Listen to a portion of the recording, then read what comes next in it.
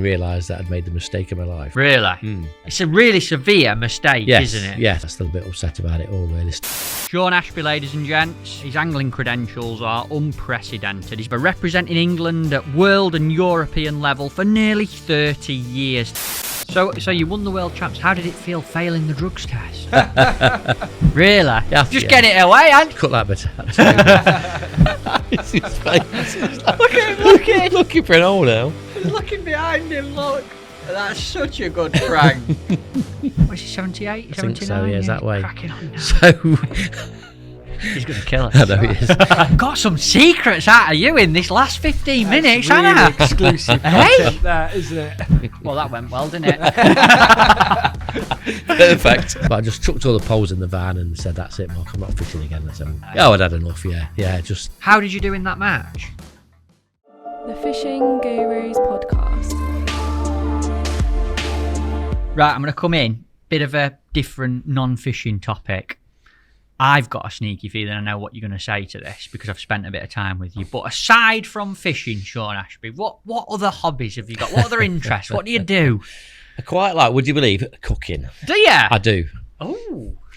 I didn't know you were going to say cooking. What's your meal of choice? If you were on, what is it? Ramsay's Kitchen, not Kitchen. Master Chef. No, Hell's Kitchen, that's it. You get someone to make a signature dish. What would yours be? It would probably be what I made yesterday, like a proper full roast dinner. Yeah. Do you make your own Yorkshires as well? Yeah. Yeah, that's gravy, yeah. the old shooting match, Oh, you know, yeah, fair like a play. slow cooked pork or something like So do you do more cooking than Sally at Yes. home? Honestly? Yes. She's going to listen to this, that. you know. Yes, I do more cooking, yeah. She'd Yeah, admit yeah. that. Yeah, I think so, yeah. Fair enough. Fair play. Hey, look, I don't know why I enjoy it. I just got into it more and more. Got loads of cookbooks, magazines, and we watch Master Chef and all sorts of stuff like that. When do you get time to do it properly, Sean? Because you've got a busy old schedule. Yeah, well, I'm a sales rep, I can finish early, can't I? Ah, right. No, but I don't have many weekends. But obviously, I don't go fishing. Usually, the end of March I finish. Mm-hmm. I go to Ireland in April or May, and I wouldn't start actual proper fishing until like June the 16th, probably, or that thereabouts. Got you. So then we tend to do all the family stuff. Then have family over every other Sunday, that sort of thing, and tend to cook. Like it. That sort of thing. We should have like a podcast meal round your house. Can do, Me, yeah. you, Toby. Yeah, why not? What do you like at cooking, Tobes? Do you know what? I made a curry the other day, but from scratch. I was really proud of this. Like I made the sauce, the marinade, and everything like that, and it was amazing. It's one of them, but you'll probably know you absolutely be a better cook than me. It's time and effort. It is time and effort, I didn't yeah. eat it till like 9:45 because I was like, you got to make it and then blitz up the sauce and all this, and then it took forever. So it is time and effort, but is. it was better than any other curry. But it's not difficult if you follow a recipe. Well, that's the thing. It's dead easy. Anybody can follow a recipe. Yeah. It is. It's about having the time. Yeah, and it's just time, yeah. I had to buy a million different spices as well. Yeah, you have to get all the products, obviously, yeah. I'm quite good at following recipes. Generally, I find a bag of grouse gardons, bag of lake, and some terre de somme. That is the best recipe. Yeah. But in all seriousness, man, what are you like at cook? I don't think I've ever seen do you cook? And I'm not naturally good at cooking. I can cook. Yeah. But it's more of a convenience thing for me. I just don't have a lot of time in an evening. I actually think a roast is a good leveler. So if you were to make a roast, what would you do? Badly. Well, I do badly. Our Bessie's. Yeah, my missus is a cracking cook. She doesn't cook anywhere near enough because she's a lazy little bugger sometimes, but she's a cracking cook. He probably started when I got the kids, obviously. So one of us had to cook tea for them. Yeah. And then as they get older, you cook it. And then one of them wants to go vegetarian, don't it? So you have to cook them something else for about 3 weeks till they smell the bacon or something like that. It's always bacon as well. Brings them back. Yeah, Always. it is. Yeah. And so we just developed from that, really. They liked it, and then we started. And then the kids have gone now, so we can just cook for ourselves. Before we move on, what's your go-to curry? Jalfrezi. Oh, nice. That's quite hot, isn't it? Best spice, yeah. Don't mind something a bit spicy. No, I do like it. I like a hot curry, yeah. I've had a dansak me recently. That's been my go-to. Oh, Yeah. good job we're doing this show before lunch, boys, isn't it? Sean Ashby, welcome to the Fishing Gurus podcast. Thank you very much. Thank you for coming on, sir. Pleasure. Really appreciate it. For people that don't know, give us a little bit of background about yourself. Where did you originate from, and when did fishing become a part of your life? Well, I've always lived in Derby or surrounding areas. Fishing, my family's not fishermen. My dad's not a fisherman particularly. Yeah. But we used to go on holidays in a caravan. We'd always go to the coast, go to Scotland, or went to Ireland one year, or Cornwall, or Wales, or whatever. And we'd always want to go fishing off the beach. And it just went from there really. But the funny thing is, when I was a kid, we used to eat cereals like Kellogg's, cornflakes was about the only one we could get. But they used to do competitions on the back. So if you ate so many cornflake packets, or so many packets of cornflakes, you collect all these little tokens. Yeah. And you could like, send off for a fishing rod. That's a great idea, that. So I got a little, I don't know, it must be probably a 6-foot white spinning rod. Through the Kellogg's Through the thing? Kellogg's. And that was me, Right. then that's what I started fishing with. And where Spinning for mackerel and that sort of thing. And then we'd eat them. Yeah. They're brilliant. And then we progressed. And my dad got into it then, sea fishing. So he built himself a mirror dinghy. Right. What's a mirror dinghy? Well, it's like a dinghy. I don't know why it's called a mirror dinghy. It's just like a wooden boat. But it's like, I don't know, 10 foot long. Oh, decent size. Decent then. size, yeah. You get a motor on the back and then we go out fishing in the sea, then catch even more. It was brilliant. I loved it. And how old are you at this point? Really young, or? Probably 7-ish. I'd have thought we'd start then, 6, 7. And then, so that was that. So obviously I quite like the idea of fishing. I want to do it all the time. And then obviously I lived where I lived, Derby, which is like surrounded by canals and the Trent. And I think my mate Mark Warren was a Yeah. his dad was a fisherman. Was a bit of a fisherman, and so then we'd sort of go then on the river mostly fishing. I don't know, some like cheese paste or something like that for chub. Just pleasure fishing. Just pleasure fishing, yeah. Oh, and nice. I don't know what happened after that. Really, just progressed. Just did that, and then ended up meeting people like Nathan Hughes, Yeah. John Kiley, Darren Bickerton. And we'd sort of all knock about and go fishing for the day. Yeah. How long have you known them gang? Obviously, I know Nathan and Darren. How can I have known they? Wazza? He's the same age as me. Well, slightly older. Let's get that in. 32. Ish. Probably was about, we went to school together, so we were about 6 or 7ish, I thought. And then, I don't know about, Nathan's younger than me, 2 years younger. I think he went to the same school. And somehow we got pally with him. I don't know how it happened.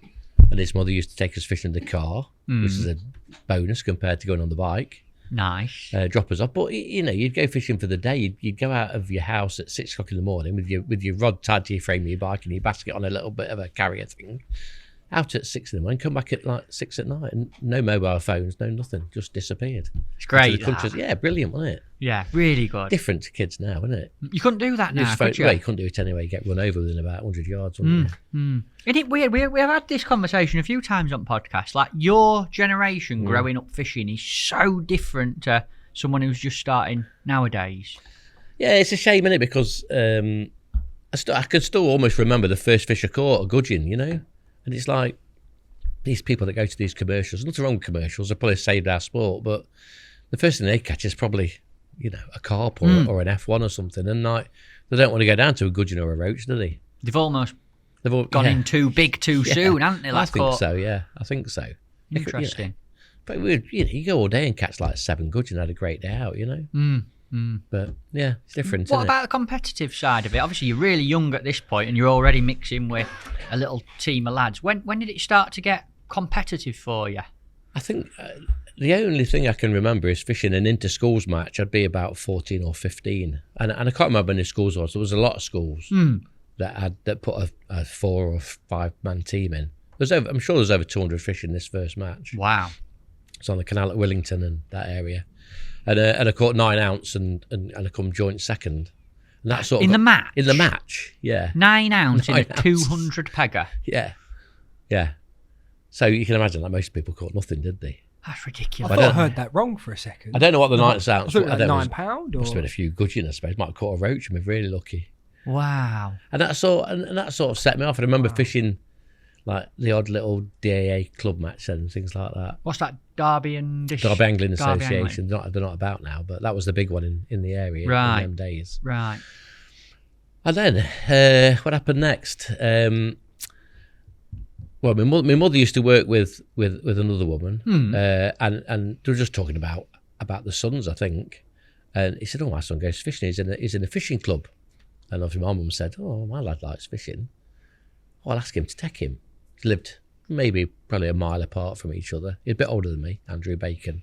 Biffa Bacon. Does he still fish now? Yeah, a little bit, yeah. Right. Yeah, do you know why they call him Biffa? Go on.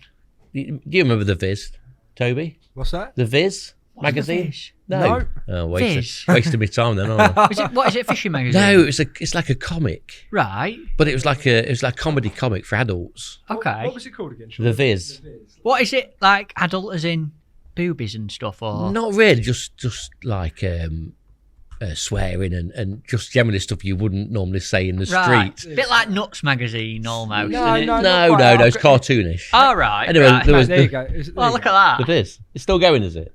I don't know. These are just off Google. But anyway, there was a character in it called Biffa Bacon. He would go Right. around beating people up.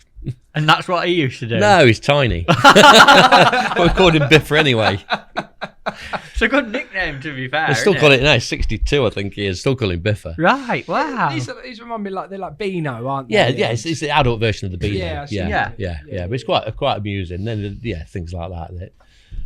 They're just ridiculous, like question and answer things. Just funny. We And don't have any of them. my sort of humour, anyway. Awesome. What were you like at school, Sean? Were you a clever lad? Did you knuckle down? What were your go-to subjects there? Was I clever? I don't know, actually. I wasn't brilliant. I didn't get many qualifications. I got 2 or 3 A levels, 3 or 4 A levels, mostly English. Maths was terrible. English was quite good. Geography was good.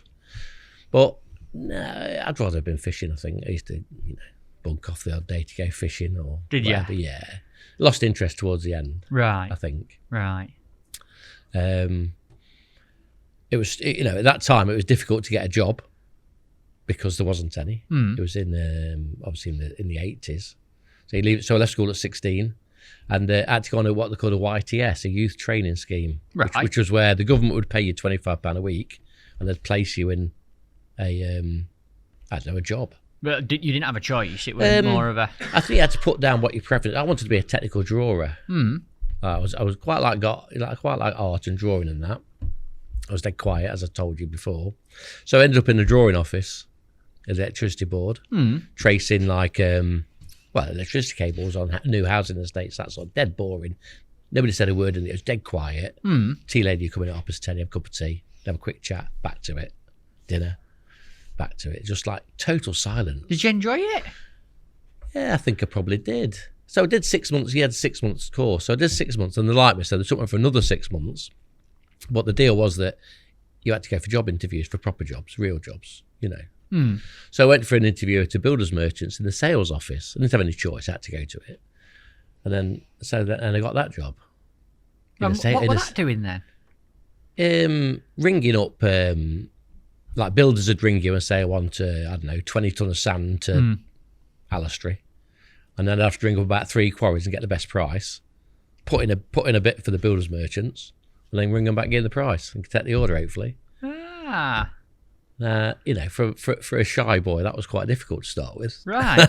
When you say shy, how shy are you? Because obviously I've got you sat in front of me today. I'm like, got you on a podcast and... No, not as bad as I used to be, but I was terrible.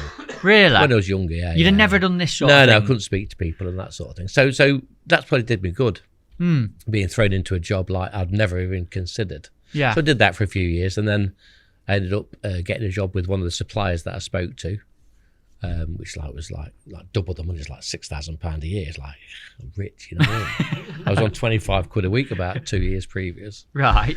So I did that, worked in the office there, same sort of thing, but they were ringing, the builders were just ringing me for a price now. So I'd give them a price for, I don't know, block paving or curbs or something boring like concrete or whatever. So I did that, worked my way up that, ended up being office supervisor and eventually ended up being a rep, which is what I wanted to do really. Get out on the road. Yeah. Get a car. Nice. And that's what I did for a few years. Which is interesting because it's kind of what you've ended up doing. Which is what I've ended up doing, Yeah. I've always been in sales then, yeah. Interesting. So that's how it went. How did you get from the non-angling trade world into the angling trade? Where did that come about? Because I know you've done a few different things within fishing job-wise, haven't you? I was approached by, I can't think who did it before me. Anyway, I was approached, I think Mark Downs might have had something to do with it, to be the editor of Match Fishing.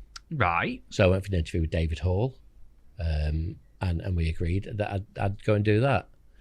So we had to travel to Daventry every day, which was about an hour and a bit, depending on the traffic on the M1. I walked in the office the first day and realised that I'd made the mistake of my life. Really?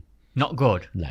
Why? I don't know. I think it's perhaps because I've been a rep for 6 or 7 years, pretty much doing what you want. Get out whenever you want. As long as you do your job, it's up to you, really. You don't have to speak to anybody in the car. There's no car phones until very later on. And I just didn't enjoy it, really. I'm not saying I was missold the job, but it wasn't quite what I expected it to be. How did you get out of it? Well, they sacked me. Oh, did they really? No, we come to an agreement. They were going to sack me. So we come to an agreement and I left. So they paid me up for, I don't know, 2 or 3 months or whatever it was. And I was unemployed then for a couple of weeks. Went back to Charcon, the concrete company. They had me back. I was national sales manager then, so quite a big job. Because, the big boys all around the country. And then I got a phone call from Paul Boothby. Oh, yeah. Do you want a job at Maver? And I knew that he was earning a lot of money and he was a self-employed agent. So I said, all right, I'm going to see Phil. And Phil Briscoe. Phil Briscoe. Yeah. And he just offered me the job there and then. Fantastic. So I did that for a bit. What's that repping for Maver? Repping for Maver in the north, yeah. Nice. Yes, that was out there. So obviously starting to meet, just going in tackle shops and talking about fishing and trying to sell them. What era were that? What sort of years were that? I reckon it was about 98, 99, I reckon. Wow. So before sort of big internet years and that kind of thing? No, it might have been a bit later than that, actually, because I had to ask him for 3 weeks off to go to Finland for the World Champs in 2002. So it must have been around about that sort of time. Yeah, millennium time. Yeah, just after, there or thereabouts. Right. And I reckon I worked there for about 18 months. And how was it? You enjoy the shop side of things? Yeah, definitely, yeah, enjoyed it, going and just go and talk about, it's like go talk about fishing and, then show them some products and just generally get to know. It's just a nice occupation, isn't it, really? Lovely. But I'd always wanted, I've known Mark Down since I was probably about 21, probably 2021, and I'd seen him doing his job, or not doing his job, whichever way you want to call it. And he will probably listen to this. He might. Careful. And I thought, that's the job for me. But, anyway, I asked him a couple of times, no, I'm too busy doing this. But you wanted his job? Yeah. So I asked him and he said, no, not yet, no. And then one day he just rang me out of the blue and said, right, do you want this business? I've gone, So exactly what did Mark do for people listening? Oh, sorry, yeah. He was, so he distributed Census ground bait, mostly Census products. Yeah. So basically you'd buy it off Census. Right. Keep it in a warehouse. And then you'd have a round of shops. He did the West Midlands and that area. So you ring them up every week or every 2 weeks and say, right, I'm coming over your way. What do you want? Census was massive in them days, obviously, because it was only us or Van der Nine. That was the only 2 ground baits about. So he just rang me up out of the blue one day and said, right, do you want this business? I've gone, yeah, I think so, yeah. It's like, right, this much. And I've gone, where am I going to get that from? Well, so I need to know today. Not like Downsy. No. So it's like, wow. But, it was different from being a self-employed rep at Maver to running your own, it's actually running your own business. So I needed a warehouse, I needed a forklift, I needed to do my own accounts. How old are you at this time to make these sort of... I reckon I'm about 37, 38. Which is a big decision to make. I've got 2 young kids and a big mortgage. Sally was working. I was obviously at Maver. But, yeah, I had to do it. And how did you manage it? How did you get into it? Because that's a massive So I had to make. remortgage the house, for starters. So that put, obviously, quite a bit of money, even more money we needed to pay back. Found a warehouse. Bought a second-hand white van. And got a little unit down in Little Eaton, down where Nathan lives. And did it there for about 9 months and then outgrew that immediately. Since I started getting into everything else by that point, luggage and poles and rods and everything. So I needed a bigger place. So I just rented a big unit that had just been built. Well, we was the first ones in there. And went from there, bought a forklift and everything. Wow. And how did it go for you? Brilliant. Really loved it. It was hard work, 15-hour days in the middle of summer. You get up at 6, deliver, get back to the unit at 4, Take you 3 hours to load it back up for the next day. Back up at 6 again. Well, I loved it. Yeah, really enjoyed it. Must have kept you fit, Sean. That. Yeah, it did. Yeah, we had to put mezzanine flooring in, so I was up and down the stairs all the time. Nice. Sally had been made redundant, which was good, really, in one way. So now she was helping me all the time. Right. She was making the orders up while I was out delivering and doing the accounts, doing the invoices. So it worked perfect. So we worked together for the best part of 9 years. Wow. And what's happened from there? Because obviously I know you're still census related now. Yeah, they made a decision that they wanted to go direct to the shops. So they cut out the distributors, and now all shops have got direct accounts with or most shops have got direct accounts now with census. So I go around the shops, take the orders, send them to France, and they fire them over on a courier. Awesome. Good company to work for. Yes. Strikes me as fantastic. Yes. Census. Very laid back. Yeah. No hassle whatsoever. Yeah, brilliant. Yeah. Awesome. Yeah, great people. John Desk, obviously, superb. Alex has taken over. Brilliant. So, yeah. Alex Cordan. Yeah. Yeah. So, yeah, great fun. Be nice to get a few of them on. You should on get this Alex show. in, definitely. Yeah. Well, he's going to come over, isn't he, and see you. He's coming over in June. I mean, we can, That'd be good. Young French international angler, and he basically runs census now, doesn't he, Alex? He's the export manager, so he does all the countries in Europe except France and I think probably Spain. So he's my boss, really. Crazy. You definitely have to get him on. Yeah. That'd be a good one. We'll get it. Be in good, the wouldn't diary. it? You any good at French, Toe? No. I didn't even say no. Neither am I. Are you not? No. Well, when you say they're laid back, what's different about them compared to Well, I think, us? Sure. I mean, it drives me mad sometimes, but they've probably got it right. So they'll start work at normal time, 9 o'clock. But when it gets to 12, everything stops. And they go to the restaurant for an hour and a half without fail. An hour and a half? Hour and a half to rest. You can't get in the restaurant. Since I've got a table booked at this restaurant, 360 days a year. What? So all the management go to the restaurant at 12 for an hour and a half. To do what? 3-course dinner. Every day? Yep. Never. I think it's part of the contract. I think it's paid for. Part of the contract Yeah. as well. Yeah. Well, they're mad on food, aren't they, the French? Yeah, yeah. How good's that? We're missing a trick here. So We should be going to Nando's every day, 12:30. An hour and a half? Hour and a half. So they're in the restaurant, maybe a glass of red or something, and a 3-course dinner, and I'm tearing up the M1 with a sandwich in one hand, listening to the phone. Who's got it right? It's true, isn't it? No, it's true. And then at night time they go out for another dinner. But, Absolutely. who's got it wrong? Yeah, you are right. They have figured it out. So that's what I mean, laid back. It stops at 12. There's no. That's it. Everything stops. In fact, it shuts. They've got a message on their answer phone. Sorry, we are closed. That's it. If you ring them up at 12 till 2 o'clock. So, they've probably got it right. In fairness. We'll have to have a word with Dan. Yeah, Fairbrass. so that should be in our contract as well. Dan, Matt, just to let you know, we're going to start knocking off for an hour and a half. Nando's break. as well. You're Yeah. paying, by it's the on way. in our contract as well. Yeah. Rooney's going to have a couple of pints of Asahi. Yeah. Oh, go there. Do you want a beer? God, not really. I've got another 7 hours to do. Yeah. You know what I mean? Not. Let's get back on to some more serious fishing chat. But I didn't know your career progression like that, but it's dead interesting. Starting out the trade, getting into it, a few different things, and then settling into something that's been a right flourishment, really. Yeah, it's good. Been great life, really. Awesome. Work life, anyway. Match fishing. When Yes. did it start to get serious for you? You've ended up fishing for England, winning a world championship. I want to know what happened at the start of that journey. So we got to really where I was just knocking about with mates, fishing the odd, maybe like association, not a club match, but an association. DA would have maybe 4 matches a year, so we'd fish a few of them. And then obviously Biffa had got me into this club called the Moorways, which was there was loads of fishing clubs in them days, hundreds. Just in Derby, I think Royce has had, I don't know, double figures of clubs just in Rolls Royce, Wow. So we had the Moorways, and I think we used to go to the pub, the British Legion, every Monday night for a meeting. It was obviously a good excuse for the married blokes to get out every Monday. There'd be about 30 in the club, but some good open match anglers and a few youngsters. It was brilliant. You just fish maybe 12 matches a year. You'd have 2 or 3 away days where you get a coach, go out for the day, stop at the pub on the way home, and you couldn't do it now, could you? How could you afford to hire a coach and a driver No, for you a couldn't. day You for a couldn't. club?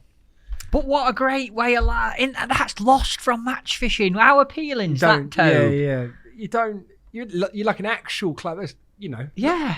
So It's just not like it anymore. we is must it? have paid a monthly whatever you call it, subscription or something to the club, but it'd be nothing You know, I was nothing. going to say, do you know how much that'd have been? I know, to hire a coach.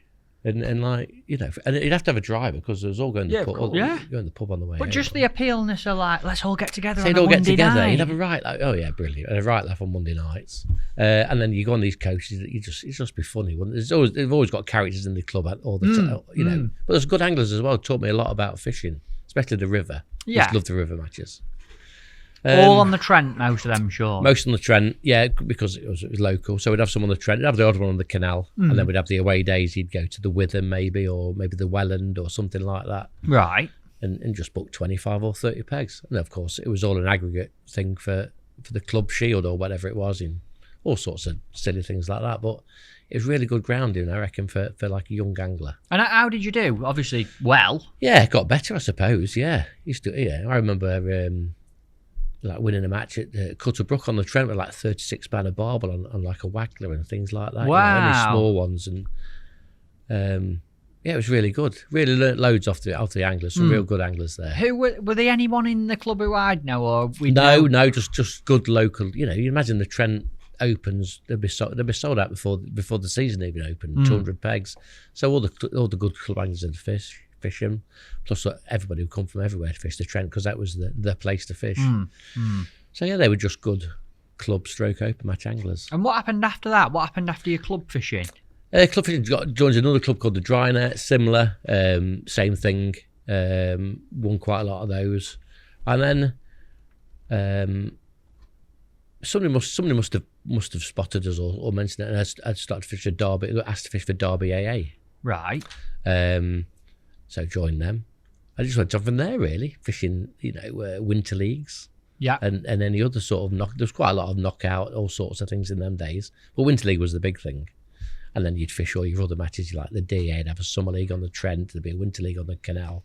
You just fish as Derby AA. It strikes me a lot of the fishing you did then were natural, like I'm listening to you, a lot of natural venue fishing, canals, Well, there wasn't any commercials. I remember fishing a match at Willington on the canal. Somebody caught a carp, and half the field went to have a look at it because they'd never seen one. That's mad, isn't it? Ain't it mad that? Yeah. I'd never seen a carp till this bloke caught one in a match. And it's like, wow. Wow, look at that. Yeah, so... and how long did you been fishing there before you see your first carp? Oh, I'd be 18 and 19. It's mad, isn't it? How mad is that, how that's changed? Totally different. Were they not commercials then, Sean? No, I mean... When was the first time you visited a commercial? Can you remember? No, I can't remember. No, not a clue. It would be something like probably Woodlands View, probably. I don't know when I was supposed to start. It'd be mid-20s, early to mid-20s. It just started. I was catching small carp, things like that. There weren't any great big ones like there is now. There's just the stockies they'd put in. So different. Yeah, ridiculously different, yeah. Wow. Yeah, ridiculous. So all you had to do was like hone your skills on the Trent. So you'd be good at stick float and waggler fishing. No poles, stick float and waggler. Or you go on the canal and you'd fish a short whip, or you'd fish a waggler across to start with. Right. Before poles came in. Not a bad grounding though. Oh, good, isn't it? Yeah. And what about match turnouts then? Were they different to now? Were they big matches? Yeah, or? massive, weren't they? Yeah, 200, 150, 200 pegs, a lot of them. Well, that's a normal. I say normal, but it wasn't irregular. You know, it was quite common to have a 200 pegger in a month. You know, and then it progressed, and then you'd look in the paper then because the week before you see what matches are on. And you could probably choose from 2 or 3 80 peg matches on various canals in the area. Crazy. It was massive, and the weights were terrible. Really? Yeah, £2 would win a match, £3 would win a match. Hundreds of pegs matches. Yeah, bear in mind you've only got a whip and a waggler to start with, so you didn't catch many roach because imagine the conditions on a canal, can't you? Trying to fish a little waggler for a roach. Crazy. Did you ever fish any nationals or anything like that with Derby? Fished one on the Thames definitely. I think I fished 2 or 3 for Derby. I can't remember them. I definitely fished one on the Thames. I fished one on the Oxford Canal. Right. I drew next to the winner. Did you? Go on. What happened there? So I drew on a reed bed. I think there was 3 of us on it. I can't think who the other 2 were. But anyway, this other guy called Mark Stabler, he was just off the reed bed. But it was a better peg in the end because he could cast to the back of the reed bed into the shallow water where the boats would plough through ours. Anyway, I caught a carp, about £1. I don't know what elastic I'd have had. 6 was a strong one in them days, weren't it? That's a surprise in a national carp on the reed bed on the So I had a canal. little carp, tiny one, probably the first one I ever caught, probably. and then this guy, he fished a waggler, and he caught a carp, a chub, and something. He won it with £8 anyway. A national. £8, Division 1 national, 85 teams of 12, Incredible. £8 odd. Absolutely incredible. And that was just the norm, though. That was just the norm. Then I come third in section. Brilliant result for me. Third in section with, I don't know, £3 maybe. I don't know what I caught. Right. So that's there. I remember I fished on the Thames, did all right on the Thames, and I can't remember any more after that, really. Got ya. And where from Derby? Where did you go after Derby?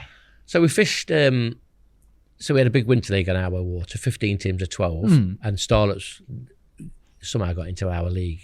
Yeah. So we started fishing against Starlets and another team called Isaac Walton, which were very good. So Starlets or Isaac Walton won it every year.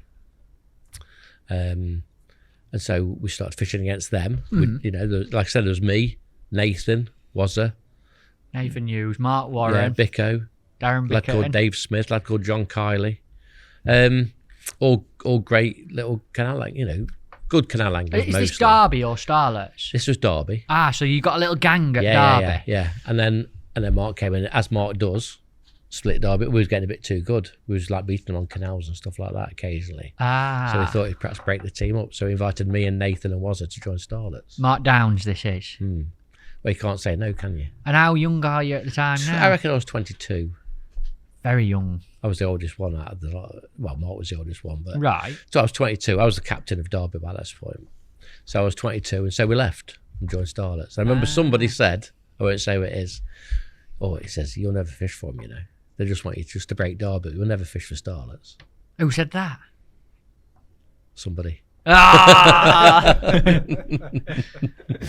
Well, you've not done bad out of it. You fished an odd match for him, haven't you? I've done the odd match for Starlets now. Yeah. It's an early Starlets picture. Look at that. I mean, who's there, Sean? Look at that for Well, a picture. On the left-hand side, I got Nathan Hughes Yeah, look at Nate. with the teeth. Dave Vinton behind him. Me. With hair. With hair and a bottle of beer. Obviously, it's Ruddle, so you get a free bottle of beer. Peter Plant next to Nathan. We'll go across the front. So Nathan Hughes, Peter Plant, Dave Howell, Yeah. Paul Downs. That was Barry Griffiths, Barry Fulford, Bob Green. And to the top on the right is John Chambers, Nigel Bull. That's a young Brian Rigby in the middle. No. Yeah. Paul Turner, Neil Turner, me, and Dave Vinton. What a team. And Downs has gone home because he thought we'd done no good. Never. Has he always done a bit of that? Oh, he never goes, yeah. Unless it's stonewall certainty we've won, he'll never go back. Why? I don't know. He We'll never have has to done. ask him. I'll have to get him on and ask You have to get him on, yeah. Why go home, though? I don't know. He just can't handle failure, can he? He's just not interested unless it's like, I suppose it's brutal sport. It's probably what's made him so good, isn't it? Brutal Possibly, sports yeah. attitude of... Yeah. I've not won, so I'm going home. Yeah. I love the beer after the match. and Yeah, I all quite that. like it, yeah. Good, isn't it? So what was the young Starlets days like? I look at that team and you, Nathan, was it like all going there? Like, what were it like? Well, before that happened, obviously, we were fishing against them. But in them, it was like, it was like 15 teams of 12. And when we used to go back to... Burton Mutual was another club like DAA who owned a lot of water around Burton, obviously. And they had their own club. So we'd go back to the club at the end of the Winter League. And then you sit around the table. In the end, you're sitting around the table. You've got Dave Howell, John Cockay, Mark Downs, he'd gone home. Dave Hinton, Nigel Bull, Eddie Coles. And you're just like a 21-year-old kid with just sat there with all your heroes, isn't you? You know what I mean? Incredible. Till God knows what time they kicked us out. And then somebody must have drove, I presume. But Yeah, I don't know yeah. who. It didn't want me most night. So it was like being with your heroes in them days, really. And then when we joined Starlets, yeah, we fished a lot of, put us in straight away, really, Mark did. I think the first one we fished at Rowington on the canal and stuff like that. Interesting. He used to have lots of team matches in them days, Shields and into West Midlands Shields, that sort of thing. So there's loads to fish in them days, teams of 4s everywhere. What would you say at your younger Starlets days? What were the most memorable matches and times? Any stick out in your mind? Things like when you qualify for things like Denmark, you'd never been to Denmark. You'd always wanted to go to Denmark as a kid and never been, so we qualified for that. What was that? What event was that? That was the I think it was a hardy bitter, and we fished on. I think it was on our own canal, on the Trenton Mersey Canal. Yeah. So we fished. I don't know how many teams again, but there'd be a lot. It'd be like probably 200 pegs. Yeah. And we fished there, and we qualified. I remember going back to the club there and like, I'm going to Denmark. You know what I mean? It's like ridiculous. Great. That's one of the first times you'd qualify for something that's abroad. That's probably the first time I qualified for one abroad. Yeah. Right. I've been to Ireland, but I've never been to Denmark. Obviously, brilliant. What was that like? 'Cause you don't hear of Denmark now. No, I don't think they fish anymore, do they? Skanderborg Lake. Yeah, I've heard of that. Yeah, it was just fantastic, wasn't it? Just 5 or 6 like under 21-year-old lads going to Denmark. It was just What's Denmark like as a wild. country? What's it like as a country? I've never been. Beautiful. Is it? Yeah. Yeah, stunning place, yeah.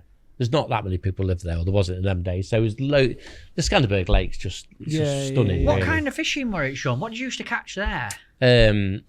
Mostly bream, Yeah. a few roach, mostly bream for a big weight. So you get there and you'd fish, maybe they had a practice match. So everybody ended up chucking like 80 yards and maybe getting a bite after about 2.5 hours. And by the end of 2 days, they're all catching them to hand on the pole. Bream. Bream, roach, mostly bream. Though, yeah. Why haven't we got any events there now? I was going to say, that's why I asked, because I never associated Denmark with fishing. I didn't know that was... So we went there and fished them sort of matches. And then Billy Knott started running his own matches there. Do you remember them? Reading about them? No. All before I've heard you lot talk about it when we've been away. It was really together. big scene for a bit. Right. He used to run 2 or 3 events, Billy Knott matches over in Denmark. And did you ever do any good? No, I never went to them. Went to them, no. But we got through to that far. I don't think we did any good. I think Highfield and Barnsley dominated it because they'd been there quite a lot. But yeah, what an experience that was. And I wanted to go back then to Denmark, and I've been back a few times since. What else have you been on there? Embassy Pairs mostly. Yeah. So Who did you do that with? So I qualified the first time with Nigel Bull. Bully. I think that was Skanderborg. I can't think what we caught, but we ended up. I think we come in the money. I think it was about. I want to say 6th, but it might be 9th. I've got it there if that's the right one. No, that's not. No, that's later on that. One? Look at the nets of bream though. Look at them. So we did all right that year, and then a couple of years later, I paired up with Nathan.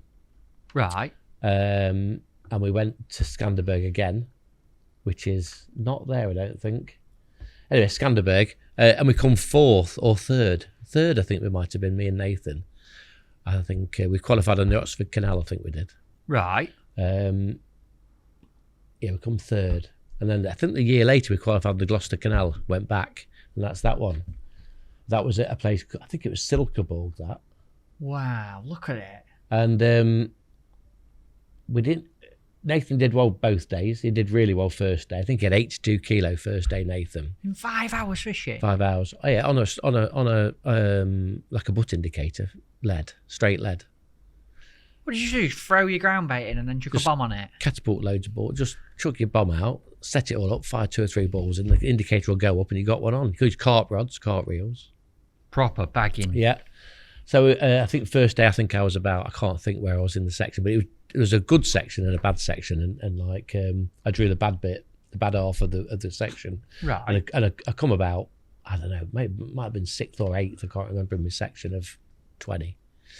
And then next day, I drew the peg that I'd won the day before with 109 kilo. Wow. And there was a prize of £5,000 extra for the biggest weight of the 2 days. $5,000? Yeah. Right. Yeah. And so I drew it, and I had 95 bream in the first 4 hours, and then never had another bite. I missed out by about 2 kilo. No! Had 107 kilo. No! And the shoal just drifted off, and that was it. Gone. 95 bream. 95-ish bream, yeah. That's that picture at the bottom there. Oh, gutted. Because that's a massive, what does it say, 236 pounds? Yeah, 107 kilo or something like that. That is ridiculous. What, I mean, Embassy, we talk about Embassy Pairs and what have you, Sean. I'm assuming that's the tobacco company Embassy. Well, that's where the money used to come from. You've got Embassy Pairs, you've got Hardy County, which was a beer manufacturer. Ruddles County made beer. Those were the people that sponsored fishing events. I wonder why we can't get any external sponsors like that now. We've had this conversation. Like, it fascinates me that as a sport there is no No, it's But strange. you used to have it. That's Yeah. that's the strange thing is you Look used at the to branding, Toe. Yeah. Caps and t-shirts. Oh, Everyone yeah. used to get luggage, didn't you? Yeah, you like got red yeah, luggage. that's right. and- Yeah, But it yeah. makes it credible to people outside the sport, doesn't it? As well, you see, we were talking about football before we started. And Yeah. they're all sponsored, but they're sponsored by Nike, Adidas, or It's funny though because the guy who on the embassy, the actual managing director came with us. wow. Of Embassy. Peter Manzi came with us for the trip. Was he a fisherman? Or? No, just come for a jolly. Honestly. Yeah. How good's that?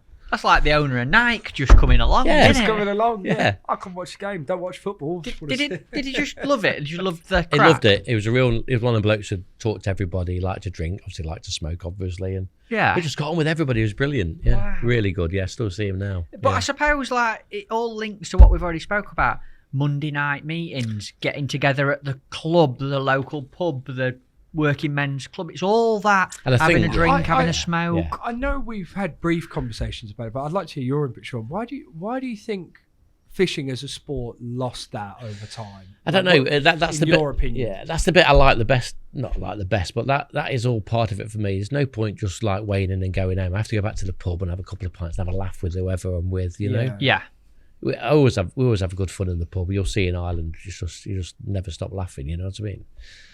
I don't know whether it's a commercial thing or a youngster's thing. A younger person's thing not to do that so much now. I don't really know, to be honest. It's a mystery. It's tough. I almost feel cornered into accepting that it's changed and culture Yeah. and society. Like, there's no working men's club. You drive through the No. little villages where I live now. No, There used very to, few. When I were a kid, there used to be 4 or 5 working men's clubs open. Yeah. There's one now. And like it's gone, hasn't it? That whole Well, that would have had a fishing team possibly. You see, every wouldn't it, single you know? one of them did, Sean. Every one. But I think, like I say, I don't want to. I Do you don't want to think go. that's what it is? Is anglers not necessarily younger, but as a sport, they turn up, they fish, and they weigh in, and they go home. So there was no I just think atmosphere. I don't want maybe, to if say that's I the don't right want to do word. commercials down because they've done so much No, of for course. fishing. But Yeah, most commercials, certainly in the early days, wouldn't have had a bar. And No. so you just go back, you get your envelope, and they didn't. I just got the feeling they didn't really make a big scene about it either. Just like, yeah, Sean, you've won your section or whatever. It wasn't like a prize giving almost like there is when you go to the pub. So I think that's maybe where it lost it. But and yeah, do you think the sponsors on the whole then start to fade away off the back of that? well, that's just normal. That's just normal everyday fishing. That is. I don't know about the actual big matches. I'm not really sure, but it was always very dominated by either tobacco or alcohol, maybe because it was a working men's sport and they were the people that smoked and drank the most. I don't know really. Yeah. I suppose what you've got to say here is, or what the question you've got to ask is, big fishing events in the UK now, what's in it for an external sponsor?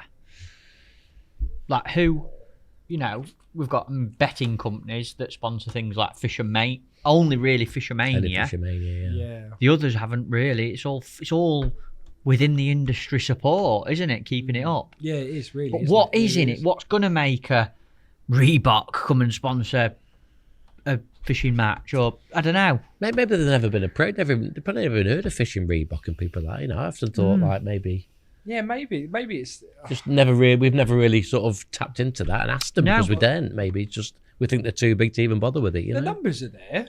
Of course, yeah, there's absolutely plenty they are. of Yeah, people that go Yeah, go massive, fishing. So it's not like the appeal. exposure. Yeah, that was the word I was looking for. I mean, But- we should have probably as an industry, we should have probably pushed for it more off the back of COVID. yeah. Like, because there was a sudden Yeah, there influx, was. increase Yeah. in Everybody was licensed talking sales. about it. Yeah, Yeah. It was all over TV as well. Fishing. Yeah, maybe it was, then yeah. was the time to go, listen, Nike, this is massive. You need to get involved in this. Well, it's all even the thing about mental health is fishing's massive in that, isn't it? Yeah. So Yeah, you should be able to get something on the back of that, perhaps. But Yeah. I don't know whether we're not good enough at I think getting that's sponsors. interesting. Perhaps That's interesting what you said. Isn't it? It's almost like we weren't brave enough to go. Yeah. Oh, they're not They're too gonna- big, yeah. too big, or they won't. They won't But, want it. Or if they can whatever. pay a basketball player £32 million a year, they can chuck $100,000 in a fishing match, can't they? To a Surely. big participation Yeah, thing. big participation all over Facebook, Yeah. social media, full stop, isn't it? Yeah. Hey, you never know who's listening. Give Let's him a ring, talk Matt. about it. Yeah. Sean Ashby says. Tell me a little bit about commercials and when they did come to the forefront. And have you done a lot of it, Sean? I mean, I hope you don't mind me saying, but I think a lot of people associate you with your international career, Yeah, your yeah, natural venues, and I certainly would, because I know that you've done a lot of it. But talk to me about your time on commercials. Have you done much of it? Yeah, I had a little spell. Yeah, obviously, I qualified for Fishermania that year. I caught a big carp on the canal, funnily enough, to qualify for Fishermania. Where's this? I was at Rowington. Right. And Trent and Mersey? No, Grand Union. Right. Birmingham way. Anyway, so I drew this peg, and it was like an old broken down staging and a weed bed in front of it. I thought, this is rubbish. Maybe a bream or two, but it's going to be no good here. And then I looked up and I seen a carp swimming around the back of this stanchion. And then a bit later I saw another one. I thought, hold on a minute. Yeah, so I got the pole out. I got poles by this point. But you can imagine what elastic we got in then. Probably like 8s at the most. So I hooked 2. I lost them both, obviously, in the weed bed. Oh, no. And then, so I was chucked a straight lead behind this weed bed, and I think it was about 20 minutes ago, started packing some stuff up. I'd not got a rod rest. I got my old all across the canal there. And my rod fell in. I thought, picked my rod up, it's like, I've got one on. No. On the bomb? On the bomb. And it swam round this weed bed and down the middle of the canal, about 3 pegs. Just reeled it back in and played it. Netted it 5 kilo. No. Won the match. Got Fantastic. interviewed by Sky Sports. You know the woman who does Jackie... Her name was Jackie Levy. It's Jackie somebody else now. But anyway, she's still on Sky now. She came to the pub garden and interviewed me. Oh, wow. I think What did you catch it on? What did you have on the double bomb? sweet corn. Incredible. I mean, obviously then, Fishermania qualifiers, they used to have them on canals and stuff like that, They didn't did, yeah. Yeah, Right. they did, yeah. So qualified for that, went practicing, thought I'd sort a few things out. It was never going to be a big weight, they reckon, like 20 odd pounds was going to be Where good. were the final then? Allcroft. All right. So I fished for skimmers, and I caught 2 carp as well. I ended up paying £27 and come second. Ooh. What won it? 40 odd, £43. Right. It was a massive, we never did ever catch anything like that. Won nothing. Ugh.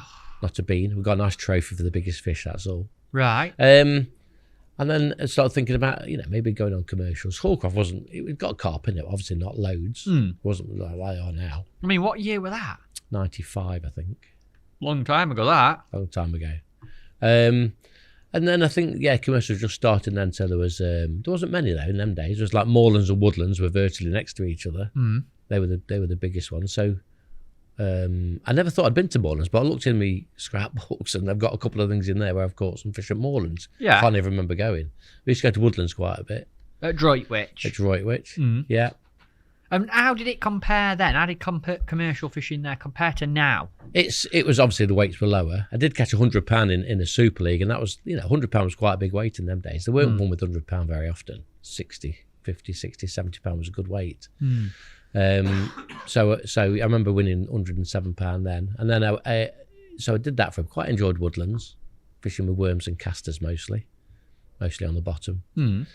Didn't seem to be any edge fishing and stuff like that in them days. Didn't seem to be. I think they just weren't stocking a fish. Don't think there was. No, don't think there was. No, like I say, £60, £70 would win it, and maybe £20, £30, well, £30 would be in the frame. Got you. So it wasn't massive weights. Totally different, isn't Totally it, really? different. It's not one every chuck in now like it is now. And then I've been other places. I went to did quite well at Cudmore for a couple of years. Fishing lunch and meat. That's quite local to me. Relatively local, Stoke, innit? Yeah. Enjoyed that there for a bit. And then we was on Super Leagues. Used to go down to Coleman's Cottage down in around here, innit? Yeah, just up road, Coleman's Cottage. Yeah. Just enjoy there. Did quite well there. I did that for, I don't know, 4 or 5 years probably. I don't know why I went off it.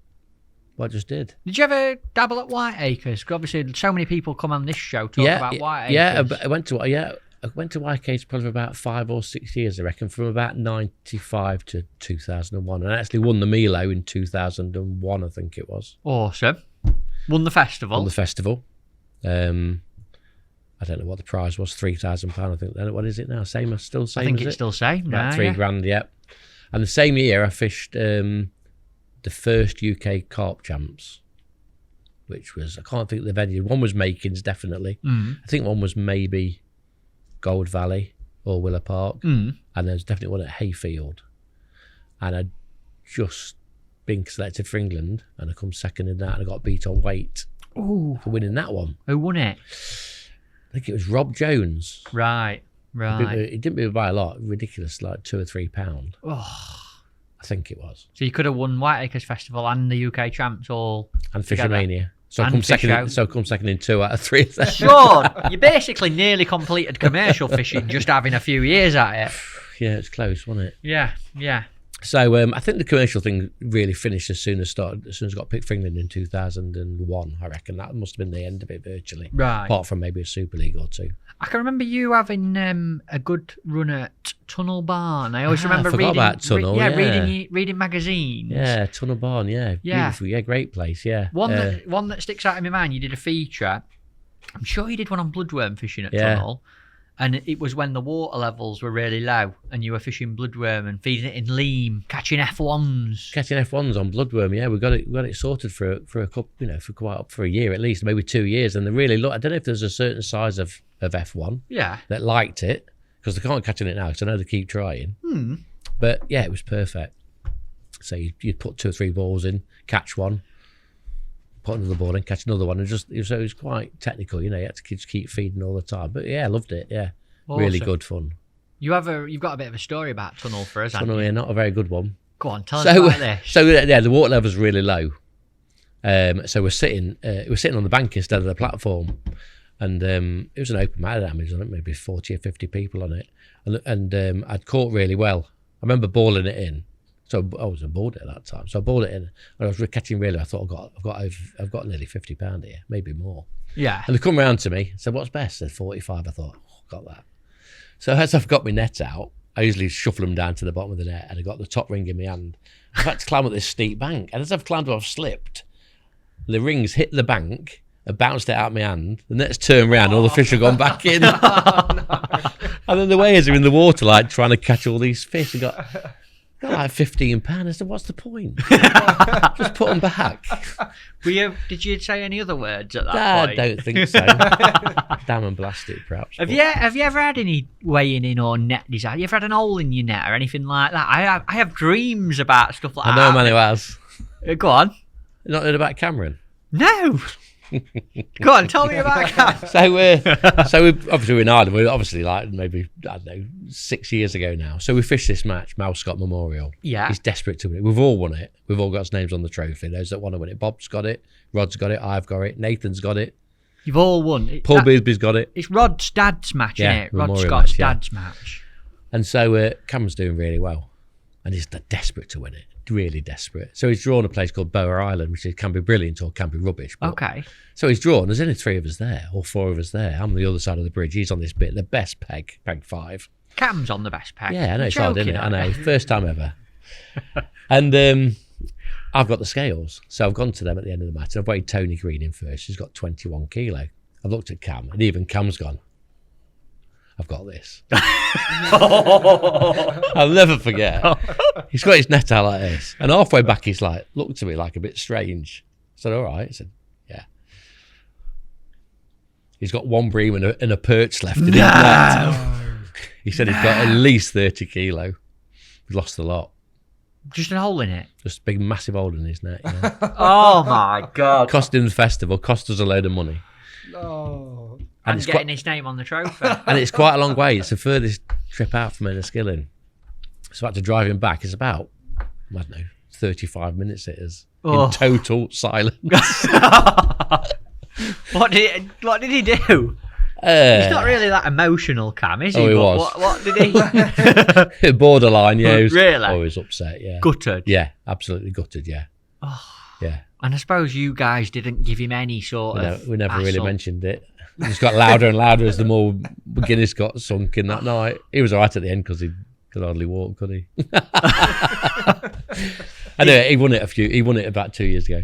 So he's got his name on it. He's got his name on it now, yeah. So he's Awesome. happy. But yeah, no, it was funny-ish. Have you never had it yourself, or have you ever seen it cost in your time fishing big matches? You ever seen any disasters like holes in nets or weighing? No, only that one really. I think with Cameron, yeah, because it was so close to Horrible. close to horrible. Yeah, it was horrible to see it because he knew halfway back.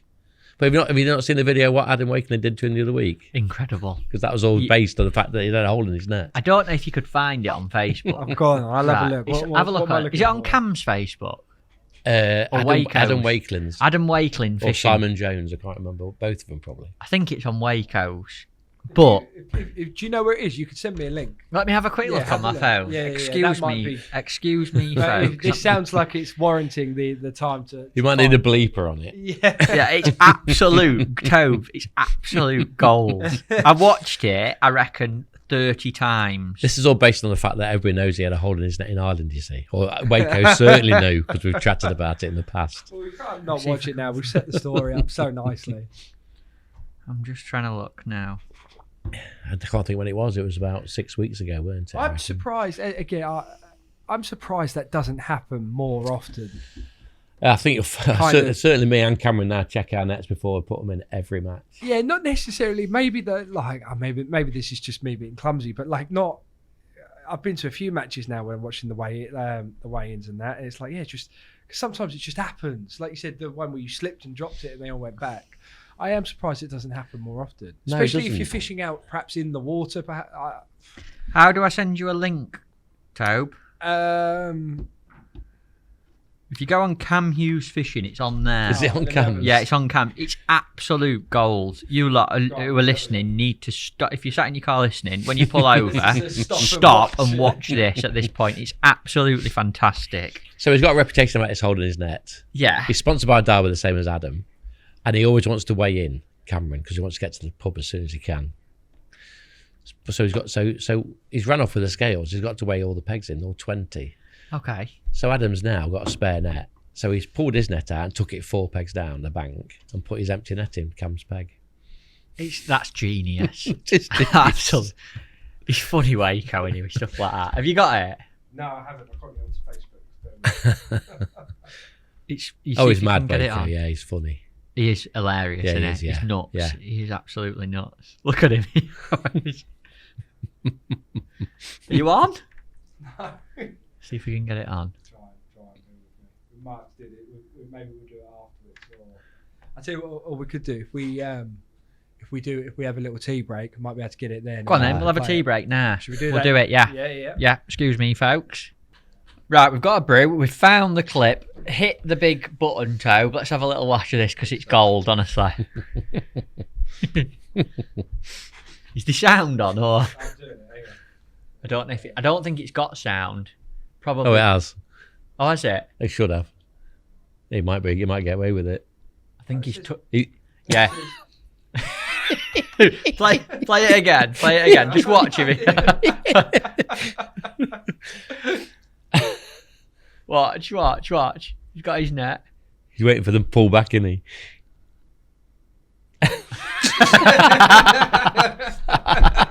It's his face. It's like, Look at him, look at him. looking for an hole now.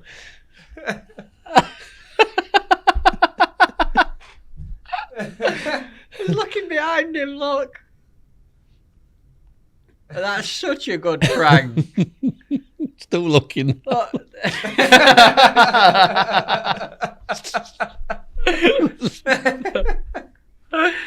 Oh God. So what have they done? So they moved his net Right. about 3. He's M peg, so they moved his. Look, he's going to get his net now. Look.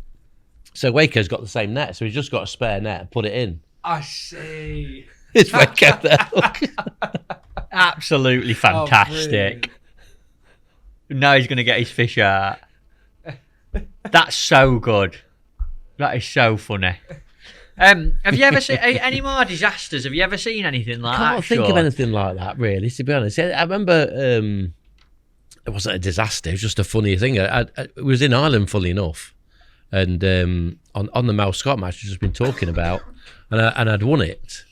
And so Rod come down to pick me up. What happened? No, he'd borrowed some rods off me. Rod had borrowed some slider rods off me. Yeah. So I gave him 2 rods. Anyway, we've come down and he's obviously in a van with somebody else. So we've got his tackle out, put it in my van, and we're obviously back down to the pub now for the results. And I'm following the van down, and I've suddenly realised that my waggler rods are still on top of his van, No. going through the housing estate in Corner Grace. So I can't get on the phone quick enough, to say, do not go around the corner. It's about $1,000 worth of rod and reels there. So I had to stop him in the middle of Enniskillen and get these rods off. Never fell off. Incredible. Crackers. I want to talk about your England career, Sean, because it's been a long one and you've done so much in it.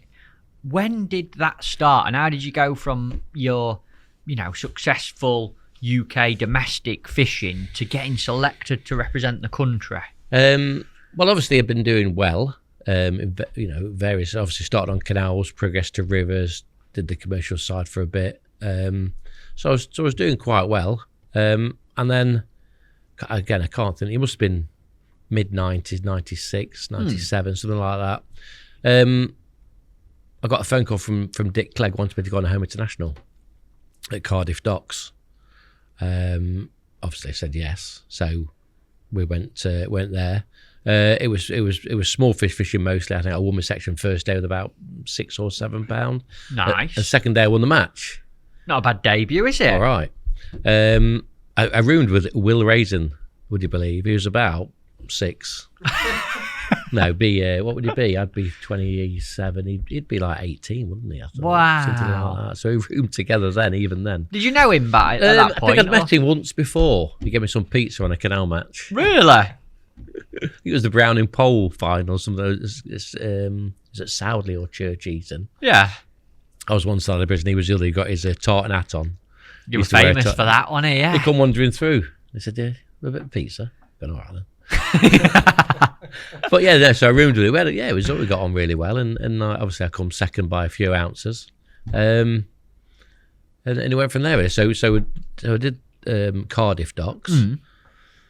Then I think we went to Scotland on Kilburney Lakes. Did all right there. That was just waggler fishing. What's that? Where were that? I've never heard of it. I'm not sure where it was. I went with Dave Harrell, funnily enough. Yeah. Picked him up. We went to Kilburney. I think he fished.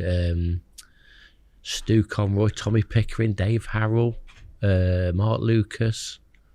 Not sure what some others. And this is what, a home international event? Home international. So there's just 40 England, Ireland, Scotland, Wales, as was Cardiff Docks. We won that quite easily. I think we won. I think everybody won the section second day. I think something like that. Stu Conroy won it. I think I was about fourth or fifth. I can't remember. So that's 2. I went to Ireland, fished at Port Glenelg on the Ban. Home Pier Point we went to, and then we ended up. It must have been 2001. Went to Port Talbot Docks. By this point, it was 6 nations. So you got France and Belgium as well. Great event, brilliant. It's all about money in it, but desperately need something like that now to try and get people to. Who ran that then, Sean? The home international. I think just the home team. Had to, you took it in turns, I suppose. I never went to Belgium and France for some reason. Maybe I'd already got in the main team by then. I can't remember. But whoever was hosting it ran it. They organised the hotels and whatever. I presume we paid for. I presume the federations must have paid for the teams. Yeah. I don't know. Maybe it was a Drennan. Maybe it was. Yeah, well. It was. We were Drennan then. Yes, so it must have been. And did they use it as a bit of a testing ground? Absolutely, for anglers? Yeah, I remember that day or that weekend. I'm sure I fished. Des fished. I'm sure I went with Steve Hemingway, and Darren Davis fished. I think Alan fished, Will fished. Not sure after that. So it's like a nice mixture of the experienced members and then a few. It was either 6-a-side or 8-a-side. I can't remember. Right. And we fished this dock. It was real deep. That was a bit of a learning. That was when I certainly started thinking about things like baits, because I think me and Steve, I can't feel I was with Des, but I wasn't, because I lived near Steve, relatively near Steve. So me and Steve must have gone. We fished. We must have gone a day early. We fished, and it was like 20 odd foot deep, really deep, straight off this pontoon or harbour, really. We catch a few skimmers, or fish on the bottom, and Alan turned up the next day. And we were making this ground bait as hard as we can to get to the bottom. And he turned up and he got a real leamy mix, threw it in. It all sort of splattered on the top. And he just caught loads just off bottom. And that sort of thought, bloody hell. What Alan Scawthorne this is. And then I remember thinking back to when I went to Ireland, he used to go on the Ban sometimes, the Ban Bonanza in September, October. A place called, it's in Portadown. On the River Blackwater at Verner's Bridge. That was deep. Bob was brilliant there. Kevin was brilliant there. And that was like 11 metres to hand. It was deep. I remember fishing there. They were chucking soft ground bait in at times. Who's this? Bob Nudden and Kevin Ashurst? Bob and Kevin, yeah, chucking soft ground bait in and just like fetching everybody else's fish off them. That sort of opened my eyes a little bit to things like that, really. But anyway, back to Port Talbot. So we fished. I won my section first day, brilliant. I think we did quite well. And something happened. It rained all night, I remember. And I remember driving out to the venue. There was like a I don't know, a channel, concrete channel. It was overflowing with water coming into the docks. But the docks were dropping. They dropped about 6 foot while we fished it. Massive expanse of water. Must have been letting it out to the sea. Wow. So that all this rainwater could go somewhere, I get the impression. And the French one, they fished half depth and caught all sorts. Roach, I think caught some little bass and all sorts of things, you know. Crazy. But afterwards, was a bit despondent. We didn't win. I think either France or Belgium won it. I can't remember. But anyway, both Marks come over to me and wanted to chat with me. And they said, listen, Kim Wilson's resigned from the England team. Nobody knew. Nobody knew anybody apart from them two and Kim. He said, listen, Kim's resigned. We are talking to him, but if he doesn't go, will you come to Paris for the World Champs? Wow. As part of the team. He said he won't fish first day, but, you know, see how it goes. And that was how it started. And that's Mark Downs and Mark Addy who were in management. And I was still working. Where was I working then? I had to have... No, I was all right. No, I was working for myself then, yeah. Right. So I had to go to Paris, yeah. Quite short notice, about maybe 2 months' notice, perhaps, something like that. Obviously, you accepted. You couldn't turn that offer down. No, absolutely not. No. Was it always a bit of a dream of yours, or an ambition to fish for England? Did you think you'd be able to do it? Not always. No, I mean, it's very difficult in them. It's very difficult now, isn't it? But it was difficult in a different way in them days because there's so many people that were good enough to do it. Loads of people my age. I think about Darren Davis, Chris Van der Fleet, them sort of people, you know. We was all of an age then. We've got Steve Emigre and Des and all that lot as well. So, yeah, he always fancied it, but you couldn't see, the team was just starting to win, so you couldn't see anything, you couldn't really see where there's going to be a gap, because, I mean, he was Bob would be the oldest, but he'd only be in his 50s then, perhaps, maybe late 40s, so he was 50s, mid-50s probably. So you couldn't see a gap, you couldn't see a way in, really. And then obviously Kim just dropped his bombshell that he didn't want to go. I don't know what it was all about. Still don't know to this day. But anyway, I got in and that's it. And how was it? How did you do in France? What happened? Tell me about your first trip away with the England team. Well, it was on the River Seine, and it's like having a championship on the River Thames in the middle of London. Can you imagine it? No. You know, Paris is a massively busy city, the same as London. So just getting to the venue every day was a nightmare. Really? Oh, first of all, I had to go. I went with Bob Nudd, so I knew Alan. I knew quite a few of the England team. Yeah. I didn't know Bob, but Bob was up there, and he still is really. But he was up there, my hero. But hero. I'd never met him. Right. He said, "Yeah, come over to our house, stop the night. We'll go in the morning." So I went to his house. He lived in Essex at the time. I don't know whereabouts, somewhere around here probably. Went to his house. Stopped the night, loaded a normal car, a state car. Can you imagine that now? World Championship. In an estate car. No. In his Mercedes. Right. He said, have you ever drove an automatic car? I've gone, no. He says, do you want to have a go? So he gave me the keys and then never got in the driver's seat again all fortnight. He said, I've always wanted a chauffeur. So there I was with Bob Nudd, yeah. And it was different. We went for 2 weeks like we always do. And it was just an eye-opener to me. Things like flat floats I've not done hardly any of. I was watching people like Will and Stevie Gardner fishing these flat floats, like inching them through like I'd never seen anything in my life. What were the venue like? Because when you say the middle of Paris, the Seine, and it's like London, is it literally fishing off like the city walls of Paris? Sitting outside Notre Dame one section. No. Yeah. Mad that, Tobes, isn't it? It literally is like the Thames, isn't it? Yeah, exactly the same. So you got roads both sides of it, big parapets going down to it. What's a parapet? A big wall. Let me find it. How did you get your gear there? Well, there's little ramps, and we had to lower it down sometimes over walls or walk down the ramps. It was crazy. You couldn't do it now; it's impossible. Did you catch out? No. There was a few. I'm trying to think what we call it. You catch odd roach, odd bream. And then we just messed about the first week, caught some bleak, half depth, which was like 10 foot deep, which proved quite instrumental to winning, really. Okay. And then obviously main practice But it was just, there was a little bit that had got like a wall on it. So we had to fish off top of the wall, which was like probably 10 foot above the pavement. There you go. That gives you, sorry, Sean, that'll give you an idea of how built up Paris is. And you can see the River Seine, how it just runs in literally right through the middle of Paris. It's impossible. Oh my God. It's impossible to do it now. There's a section opposite the Louvre. Oh, yeah. Up there, there's a section there.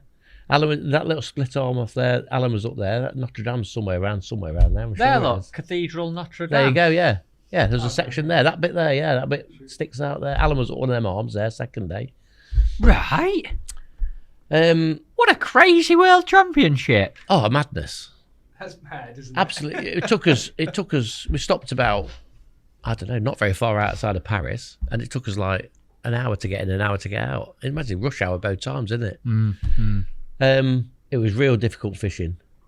Really difficult fishing. Anyway, so there's this big wall. It's all this building prop, not a wall, but a walkway. Yeah. You'd fish off the top of that. But every so often there was a little step down and a bit of a gap. And they'd built scaffolding so everybody's at the same height. But you imagine sitting on scaffolding 12 foot off the water. No. Stevie Gardner couldn't swim. Bless him. He went and ordered an inflatable suit. No. What, in case he fell in? In case he fell in. Honestly? Yeah, because if you went in, there's no way out. Wait, it was. But you'd have to swim for a bit. It was dangerous, really. It's crazy, isn't You it? need a 4-metre net to get to the water and all this caper. Part of me thinks I'd love to be a part of that and fish I'd it. like to have a go at it. Would you? Yeah. I didn't fish, obviously, but... Right. Well, how did it go on? Tell us a little bit about that. Obviously, they said you weren't going to fish. I weren't going to fish anyway. first day, obviously. And then, obviously, the team fished. I can't think exactly who caught what, but Will and Steve both did well. They caught, I think they caught eels and maybe a bream. I think Bob caught some bleak. Stu definitely caught bleak. And Alan was on the end peg. I can't think exactly where. And he was struggling, and he caught one roach in the end. Yeah. He never saw the bite. He just lifted up at the end. He's got a roach on. That's got a massive point. He's got to be about 9th or 10th in the section.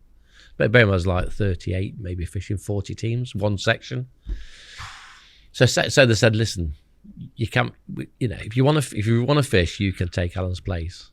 And it's like, it's hard. This is. I'm not that good at flat float fishing at the time, and I thought, new boy in the team. I thought, no, I'll let them carry on. As it happened, Alan drew in that little arm I just said and had to fish for bleak. Right. And so I would have probably been all right.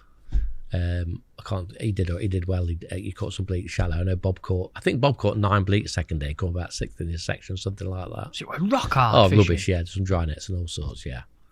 But obviously we won. I think we was 2 points behind them after day one, and then we beat them by a point or two. I'm assuming you mean France. France, yeah. But On the home they were venue. nailed on to win, weren't they? The crowds were massive. Yeah, it's just, that was the start of it. And so although you didn't actually fish in the team on the match days, you were part of the Paris winning team. Yes, still got the medal. First trip away with England. First trip away with England, yeah. Incredible. Well, I mean, look at that. There you go. It gives you a better idea. That's exactly how it was, yeah. Yeah. So this That is what you blows me fished on here. mind. So you had to get those little walkways every so often here to get onto the towpad type of thing. Well, to give you an idea, so when you say walkways every so often, I've had to scroll quite a way to find That's a narrow bit bit, that that- is. That's yeah. one of the arms, that is. The rest of it's twice as wide the as bridge that. before the one I've just thrown up there was like scaffolding everywhere. You wouldn't have got past it, No. let alone with some fishing gear. No. Wow. Well, you see the walkway at the back there, can't you? Look, Yeah, steps. yeah. What a place. What a venue. And did it not put you off not fishing, Sean? I mean, obviously, it didn't do your career any harm. What happened from then? It didn't do any harm, obviously. I did all right in practice. Caught quite a lot of these bleak and whatever, and I think we all dry netted at least one day in the week practicing. It was ridiculously hard. Eels won it in the end for us. I think there was 11 eels caught in 2 days. We had 9 of them or something like that. You have a tactic sorted for that? Yeah, big flat floats. Yeah, big massive 30-gram flat floats. Right. Worms, obviously, which they'd never even heard of worms in them days. The Continentals, really. No, certainly not chopping them up. Right. And then after that, I got selected for the Europeans in Belgium. I think I was 6th first day with a very low weight, a kilo. And then second day I won my section with 3 kilo odd and was off and running then. Where were that in Belgium? Liège. On a area. canal? On a canal, yeah, one of them big canals, yeah. Right. Right. And so it went on from there. And when did you really sort of get a taste for it? What sort of got you into the World's team every year after year after year? Because, I mean, how long have you done it for now? Well, 20-odd years? Yeah, 20-odd years, yeah. I mean, you have good days and bad days, don't you? It's nearly. It's team fishing, isn't it? And yeah, you have good days and bad days. You have good days in practice and bad days in practice. But yeah, you just learn more and more the more you go. Different venues you've been to. Sometimes you go to them again, don't you? Slovenia and places like that. And you just get more experience, sort of experience, I think, to a degree. Which particular world championships stick out in your mind? Having fished so many, which ones, if I sort of said, tell me about a few of them, would you be a go-to? And the Spinadesco was special. William won that one individually, and we won the team. We won in Italy, which is like unheard of, like winning in France, unheard of. And what was that like? Tell me a little bit about that. That was another channel type affair. Just concrete banks, red hot, just concrete banks sloping in both sides. And there was Carasio in there was some skimmers, there was some carp, and there was a fish called an asp, which is like a predator, but it eats maggots. Big silver things, aren't they? Yeah. So I think Stevie had heard that, there's sometimes catch fish down the edge from his Italian contacts, because he was sponsored by Milo, wasn't he? Yeah. And they all knew him. You've spent a lot of time in Italy, I think. So they all knew him. So they tried down the edge in this. And in the end, we sussed out that he could possibly catch an asp or even a carp or a bream down the edge, put a bit of ground bait in, some dead maggots. Right. A certain depth, and try and get it somewhere on the concrete slope, about 6 meters down your peg or wherever. And hang on, because when you hooked an asp, it was like on the other bank before you realised. Big fish and powerful. Real powerful, yeah, because the predators aren't, like a fast pike. The same shape as a pike, but real quick. And I caught one first day. I think Alan and Steve both caught down the edge, carp and bream and stuff like that. And that was I think in them days, it seemed like we'd always found a bit of an edge. We had an edge in Spinadesco with down the edge, down the edge. We fished in Valence. On a big lake in Hungary. That's an iconic venue. I've heard about that. Well, Alan won there, didn't he? And then I wasn't there when Alan won it, but that was like it was probably about 6 to 8 foot to about 13 to 15 meters when it dropped over a ledge, and the carp all swam over the ledge. So in the end, we were fishing with long lines. If you couldn't quite reach with I think it probably would have been 14 meter pod in them days. You'd like fish a long line, swing it over and catch carp like that, and nobody else seemed to really realise that either. Loose feeding maggots, a lot of maggots. But Spinadesco was good because Will won, the team won in Italy, which, like I say, is virtually impossible to do. And I always remember the ceremony. I think Des fished, Stevie fished, Will fished. I think Stevie was third. And, individual. So I had first and third and team. And we got to this place for the presentation. We'd had a couple. And Steve had got a bottle of something off his steward. Was all, have some of that. And there's this pool. I thought, any minute now, Des is going to jump in that pool, and he fully clothed. I can see it because he was drinking some of it, and he's a bit balmy, and he wild when he's had a drink. Anyway, so all the teams got called in. It was like an open air banquet. It was brilliant. And then they left us to the end. We walked in, and like everybody stood up and clapped, and it's like made the hair stand up the back of your neck. That was the best presentation ever. Brilliant, that was. Magical, yeah. The fishing was good, we'd won, and the presentation was the best, probably. Yeah. Valence was good, sussing that out, catching carp. I can't think what I caught. I caught 9 kilo first day, come second, I think, and then maybe 6, and caught some bleak and a couple of carp second day. Poland was good. Yeah, I came to watch you in Poland, I think. Just using all the experience of the Staney, fishing double joker and... That was such an interesting venue. I mean, tactically, I remember halfway through the week, you guys were confused. Oh, we was told it was a bleak and maybe a skimmer venue, but mostly bleak. So we spent all the first week just fishing whips, trying to catch these bleak. And then when you got into the actual match lens itself, it became apparent that it was getting less and less of these bleak. I don't know, maybe Stevie again, maybe. He realised there was some roach in there. And so we started fishing. But if you fish for bleak, you couldn't catch the roach because you was throwing all this cloudy ground bait in, trying to catch these bleak, and it'd bring the roach off the bottom, but you couldn't really catch them. So you had to not fish for bleak, which is a bit, we tried it in practice. And those that just fish for roach, like just cupping in ground bait, seemed to catch these roach. They weren't big roach, but there's nice, like small stainy roach really. But you catch them at like 4 meters with a little bit of weed, maybe catch them there, catch them at 6, catch them at 9, and catch them at 13. So we'd put 4 lines in like that. And the only problem was is if you was next to a bleaker, they could ruin your peg with a cloud drifting into your peg. And that's happened to me second day. So first day won my section. In fact, 4 of us won as sections. There was one section above the bridge that was different, some bigger fish there, features. Next bit was featureless, 4 sections. We all won as sections first day below the bridge. Ridiculous result. And Des was third, so we got 7 points. Like, absolutely blitzed. I wouldn't say it's all over, but it is really, especially that sort of fishing. So then second day, I think Will drew in the in the strange bit. Alan and Steve won their sections again. They were second and third individual. And I had this bloke above me fishing for bleak for 2 hours, and it ruined it for me, really. Ended up second. So I was probably 6th overall, probably.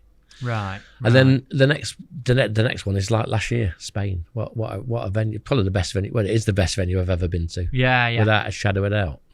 Out of 20 odd years of fishing, you're saying that River Ebro in Spain. Yeah.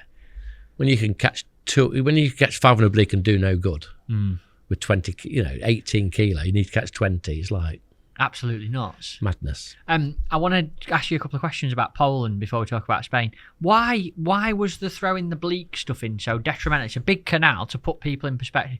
It's a big-ish canal, but it's quite shallow. It's only about 8 foot deep. Yeah. I think there was a bit of a drift on it, and I think the next person's cloud would drift into your peg a little bit, but the roach would come off the bottom, and you couldn't catch them so well. You had to nail them on the bottom with some leam, and we used some like peat almost. Yeah. A mixture of peat and normal leam and a bit of ground bait.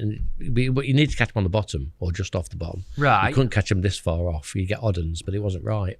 Needed them all concentrated. Yeah, they would just be like, oh, what's that cloud? They'd just start nipping up in the water and they just pulled them out your peg, but they didn't catch them fishing for bleak. They're fishing bleak that deep. Yeah. Roach probably this deep, so they didn't even know they were there then, roach. And did most of the other teams fish for the bleak? Yes. Throwing slop in? Yeah. So you kind of had it to yourself? Yeah, we had it to ourselves, yeah, absolutely. That was the last time we had something to ourselves, I think. Yeah, like a tactical genius move. Yeah, and bear in mind, like, a lot of us, like there's me and Alan, fished the Staney for years, fishing double joker. Stevie Gardner had fished double joker with Will a lot on some of their venues. So we were really... How significant is that, or was that, in winning world championships like you did in Poland, like fishing places like the Staney? Well, massive, isn't it? I think the bloke who was next to me, quite a famous angler from Switzerland, Jackie Belliard, he come to me afterwards, after the second day, he said, you fish with joker? I said, yeah. He said, what, a 24 hook? I've gone, no, 18. And he got me rig up, and he just like shaking his head. He couldn't believe that he could catch on an 18 hook with a single or a double joker on. It just blew his mind. So they'd got no idea to even put one on the hook. Incredible. It's mad, isn't it? And do you not think it makes a difference using a big hook with joker? Do you think they just eat it anyway? Well, eat it anyway. Always used 18s on the Staney with a single. Single joker? Yeah. 18 hook? Yeah. Do you almost think the hook's an attractor? I don't know if it is, or it might be. I used to use green gammers in them days, probably. Yeah. It blows my mind that you can have a million jokers on the bottom. I know. I don't get it either. One joker in on a hook and every chuck. I know. I still can't understand it now. Crazy, isn't it? Yeah. And I've watched jokes. I tried to watch jokes, and you still get 1 or 2 bouncing up all the time, especially the good joker, the Polish joker. But I suppose if there's 10 jump up, 10 roach have it, and yours is one of them, I suppose. So there's loads of roach in the Staney, weren't there, in them days? Yeah, absolutely. So yeah. Wow. But last year's was something special on it. Yeah, talk about last year. Tell us about that. To make the statement of best venue you've ever been to. I think it's the fact that you could fish it various ways. I mean, I love fishing for bleak. People will pull a funny face at that. I've always been fascinated by catching lots and lots of fish. Why? I don't know. Something to do with the French, maybe. I don't know. But you even used to do it on the canals in England, didn't you? Yeah, I used to count fish and stuff like that. And just, almost to an obsession where you've got to, set yourself a target of 300 or something like that. And then obviously when I won in what do you call it, I was fishing for bleak there. But anyway, so yeah, we got to Spain. It was like, well, we just concentrated on these fish long, didn't we, when we practice? And we had a bit of a dab off bleak. There was a few here. Remember the sun coming out, just seeing a ball of bleak in my cloudy mix. It's like... They were massive and all, weren't they? Yeah, but never thought, well, they're probably not going to play a part. But anyway, they did, obviously, to a degree. Certainly in 2 sections. But yeah, no, we just fish from it for 2 hours and catch like 10 kilo in 2 hours. In 10 madness, kilo isn't of bleak in 2 and we hours. fished it. I think we fished it wrong in practice as well because we fished shallow, whereas we should have been fishing this deep. Throw maggots in. Definitely. Caught bigger ones. Bigger one, easier to catch. Didn't miss any bites. That's what I did first day when I drew in wherever I was, C or E was it? C. Yeah. Started fishing for bleak, shallow. You could see him, couldn't you? They're cruising about, weren't they? It's like, caught all right, but missing a few bites, bumping a few, throwing maggots in. And in the end, I can't get a bite. I can't understand why I can't catch any more bleak. Thought I'd go on the bottom, catch some skimmers, or towards the bottom like Will had done. Bleak. But you just never missed a bite, and they was bigger. And they had to force me to come off the bleak, didn't they? Yeah. Tactically, though, it just shows how unique and different them venues are. Oh, you could see the bleak. It was ridiculous, wasn't it? And if the sun come out and you could just see it's actually a proper ball of bleak. That's why you missed them, I think, because there's just too many hitting your line. Yeah. So down, there's a few less just up on every chuck. It's funny because I've got Cam behind me and he says, you're going to have to go long. And I'm going, are you sure? I'm catching loads here. No, you have to go. So I shipped out and my float stuck up a bit like that. And I've gone, there's a level gone. And he's gone, and I think it's all right. I've lifted up, there's one on, a bream, the skimmer. Jesus Christ, there's a few here.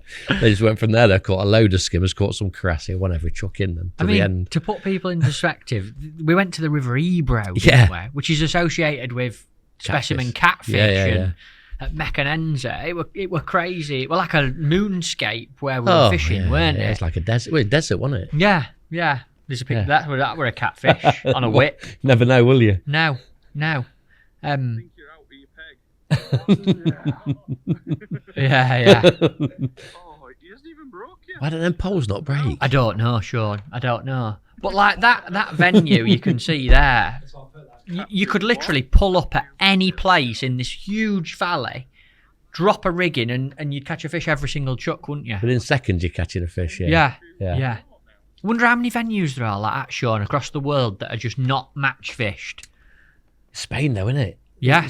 I've been talking to Waco about the feeder champs they're fishing. Yeah. They're going this week, funny enough.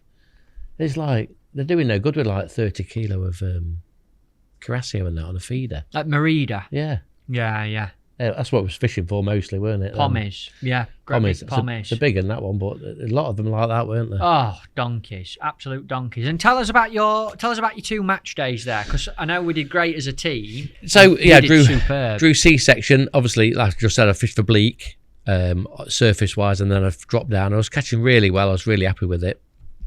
And I don't think I drew the best end. I think they were catching more fish, whether it's the anglers or the venue, the section, but they're definitely catching more fish earlier, bigger fish earlier.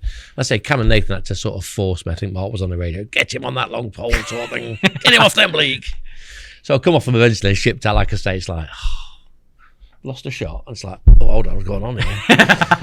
And then it just had a bite of chuck on corn. It was like, brilliant. It's so easy to fish. When you just like shipped out, put it in, it went under. You make it sound really simple. If you didn't have a bite in like 30 seconds, I thought I'd best put another ball in. I've always get it. The only thing I regret was at the end was I hooked to Crassia with like 10 seconds to go. And instead, I don't know what happened. I thought I could do it by shipping back and shipping it in. I couldn't. I should have just held onto it, just scored it in, really. Yeah. Anyway, it didn't count. It didn't affect me because I had 23 kilo, I think. Yeah, in the World Championship, 23 kilo. 4 hours. 4 hours. How many fish, I don't know. But and did you win the section? Second on first day. And then obviously, we're sitting there wondering where we're going to go next day, aren't we? Doing a few rigs, but you can't do too many rigs because A and B section were just all small fish. And then C, D, and E were probably going to fish for big fish. I mean, tell them about the variation between the 2 lots of sections. Well, you got A and B in Mecanenza town itself, and it was like, what was it? 3 foot deep maximum, wasn't it? 3 foot. 3 foot. And then you go to the other bit. I mean, in practice, I think you drew there first. It's the tower.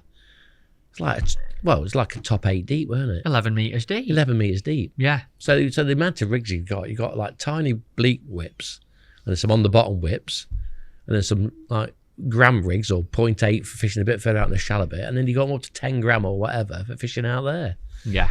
So, I've got a box full of rigs for Ireland. That is a fact. So second day, I did fancy drawing A or B section for a rest, really.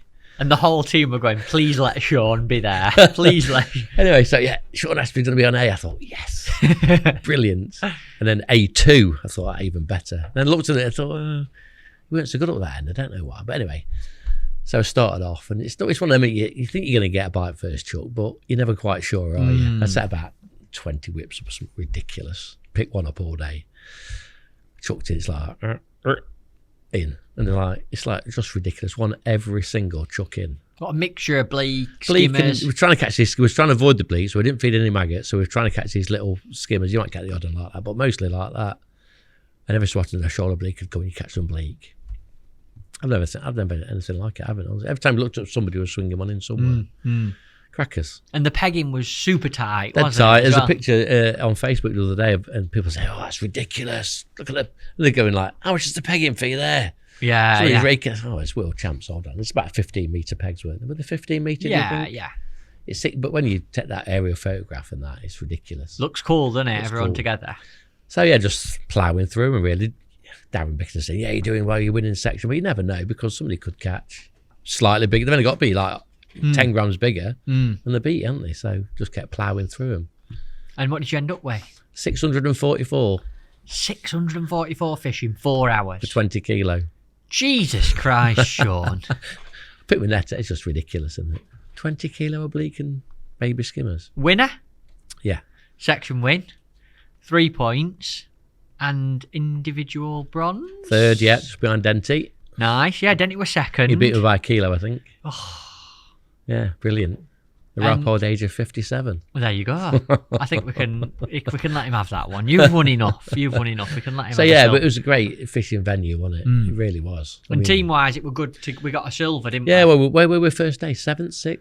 Can't remember. It was probably the biggest comeback, certainly while I've been involved, that we've ever had. I think Yeah. we was almost winning at one stage. But the venue, I mean, I think in Will's section first day, the Hungarian had something like 13 kilo and he beat 2 people. Ridiculous. So 30 pound of fish and beat 2. Yeah, absolutely ridiculous. So, what you can't get any better than that, can you? No, everything was great. Everything about it was great. There's you going up to get your bronze medal. There he is. How many individual medals you won, Sean? 3. So that's one of them. Tell me about the other one that you won. 2006 Portugal on the Montemor. Is it Montemor? Yeah, Montemor. Rowing course. That was another one we had an edge. Tell us a bit about that. That sounds It like was, an interesting it was venue. completely different to when we went last time. So it was just mullet, I think. Mullet. Mullet. They're a sea fish. Yeah, I was on the coast. In a Mullet, rowing course. In a rowing course, mullet. There's nothing else. I don't think there's any other fish we caught. Maybe a few sun perch. Yeah. Can't think of any other fish we caught. I really Right. can't. We practiced all week and night. It was hard fishing. And I got in the team and we're fishing for like a few, but we get loads of indications, but hardly any bites because these mullet just flashing through your peg all the time. And I think we sort of worked out the ground bait made it worse. I presume anything that come off the ground bait, then the mullet are off the bottom and they're diving into it and digging it up and Like little bits of stuff they're popping off it. that fast feeders. Like they're just running into your lines. You get loads of indications, but no bites. So we fed it in soil. We boiled it with soil and then just cooked in soil. It was funny because we mixed a bowl of ground bait up, a bucket of ground bait up both days on the match. Right. So the other teams thought it was putting ground bait in. Very interesting. Little tactical thing cheeky, there. innit? Yeah. So first day, I don't know where I drew, towards the end of a section, and the kid on the end had a massive mullet and beat me. And I had 3 mullet. There was other fish in there. Little, there's the odd borger, which is like a little barbel type of affair. I caught one of them and 2 or 3 mullet. Only weighed about 1.4 kg. And then a bit further down, I think Jamie Mason. Remember Jamie Mason? Yeah, he fished with Scotland, didn't he, Yeah, Jamie? he beat me by either 100 grams or just under 100 grams for second. So I was third. And the second day, I don't know where, D section, I think. And I won the section with like 5 or 6 mullet. And so I tied with 2 other people on 4 points What, to win? to win. I lost on weight. And you come ended up- third. Oh, no. Thomas Walter won it that year, first time we won it, yeah. On Right, weight, yeah. right. Yeah, nothing, is it? So, Did he catch mullet, yeah, Thomas? I think he did. Yeah, I think that's all there was in there, really. So, yeah, 100 Crazy. grams, I would have won again. It must Would win. sound so crazy for people listening now that you've gone on a world champs on a rowing course in Portugal catching a sea fish, Yeah, I know, feeding soil and bloodworm. No, crackers, isn't it? It's so different to what UK match fishing is, isn't it? It was different, yeah. But we had it sort of sorted, really. I know I think we had a couple of slip ups both days, but we won quite easily. I think. Yeah, team wise. Team wise, we won quite easily, yeah. So another team gold and an individual bronze. Yeah. Wow. Yeah. Very interesting.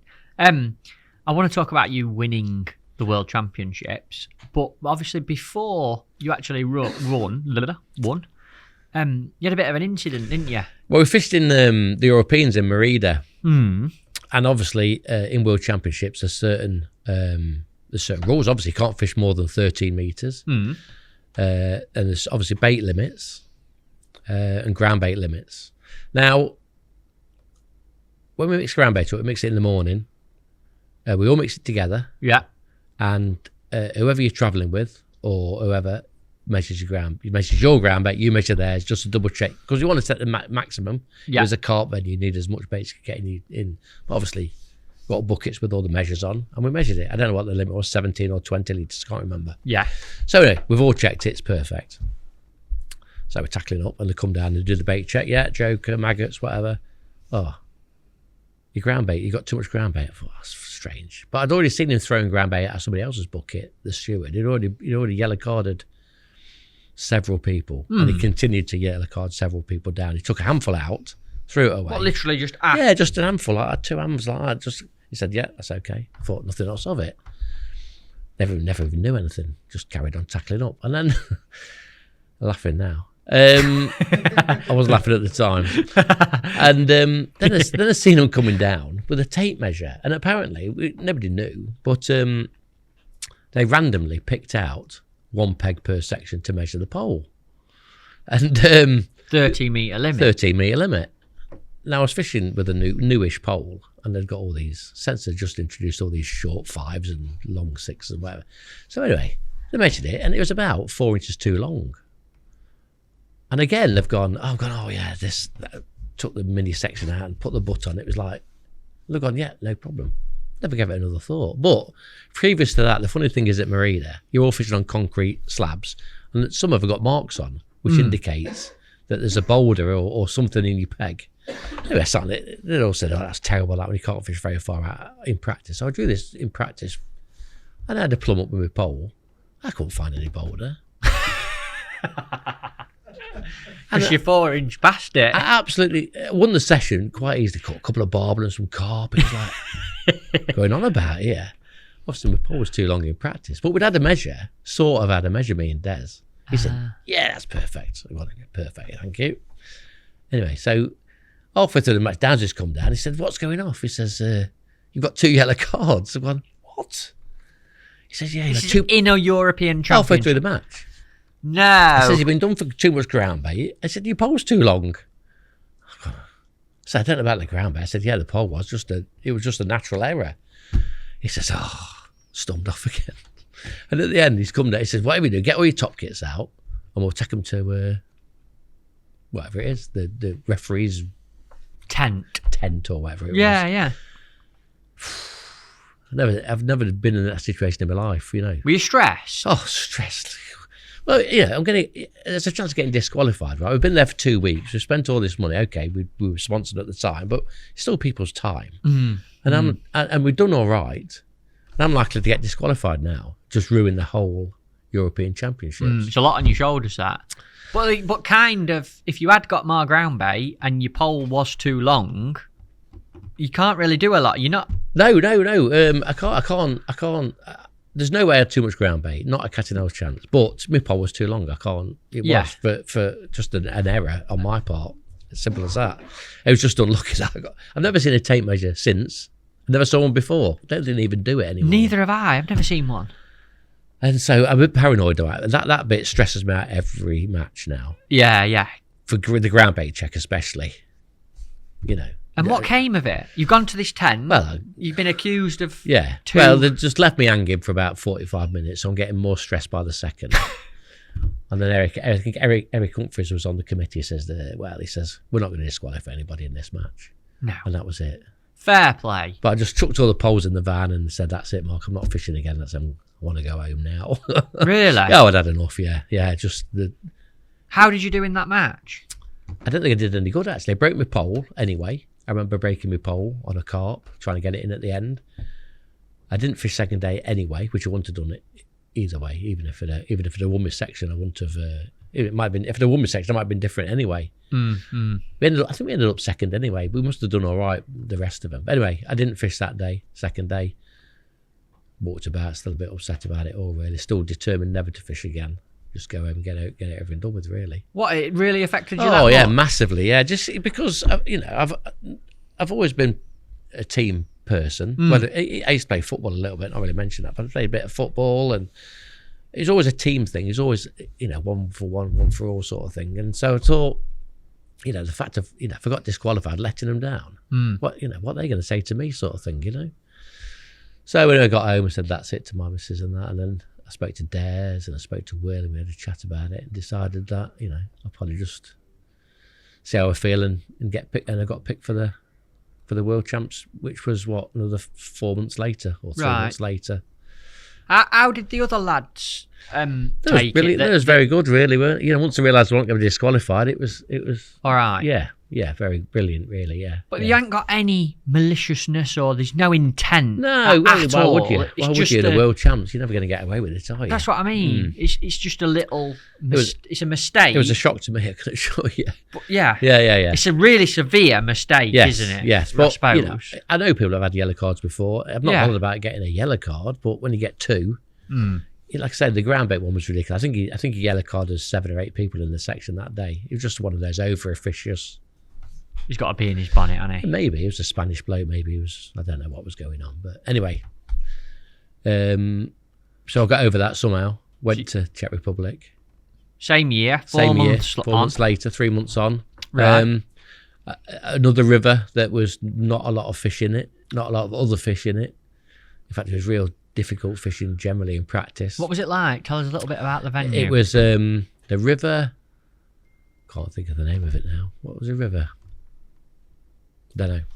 It flowed a little bit. It flowed. It was quite slow when we first got there. We did catch some roach. We caught. I remember catching a little carasio, the odd skimmer. Didn't really catch any bleak. I don't think in practice the first couple of days.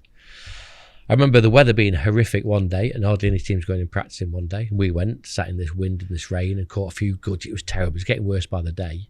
And then on the Friday, I remember we fished, and it started to come up because of all the rain. It had been horrific weather. Started to come up and colour up, and all we could catch was a few bleak. And only a few bleak, not many, 30, 40, 50 bleak maybe in our little session. And so we went to the venue thinking we'd probably have to fish for bleak and put a long line in for anything that swam really. And I drew D4 the first day, started for bleak. I remember Lee Kerry was running my section, and he come up to me for about 2 hours. I said, "What? How am I doing?" He says, "Like you're 100 bleak in front of everybody else in the section." Nice, good position to be in. Wow. Ended up with 570 odd, 6 kilos. I'd have won the section, quite easily, really. Never gave it a thought. The team had done averagely, or not brilliantly, I don't think. I think we got a picture of his catch shot from that day, Toe. And it's like you're in the car park, you're mixing your ground bait up, and you're waiting for your section number, second day. Usually comes on text nowadays, don't it? Yeah. And it pinged up Sean Ashby, A37. I've gone A37. Alan goes, that'll be MPEG then, won't it? A section MPEG. Upstream mine, not downstream, but it's still an MPEG. In a bit that was like not very good, so it was going to be a bleak match really. So I just thought, well, I'll just crack on, just fish a whip and do all right. Yeah. Couldn't catch on the whip at all. Then tried to throw balls around about 11 metres and couldn't really catch many there. So I'd caught nothing, 30 after the first hour. And I'd put some ground bait down. I think it was 9 metres on the bottom. We could catch some bleak on the bottom, they were bigger.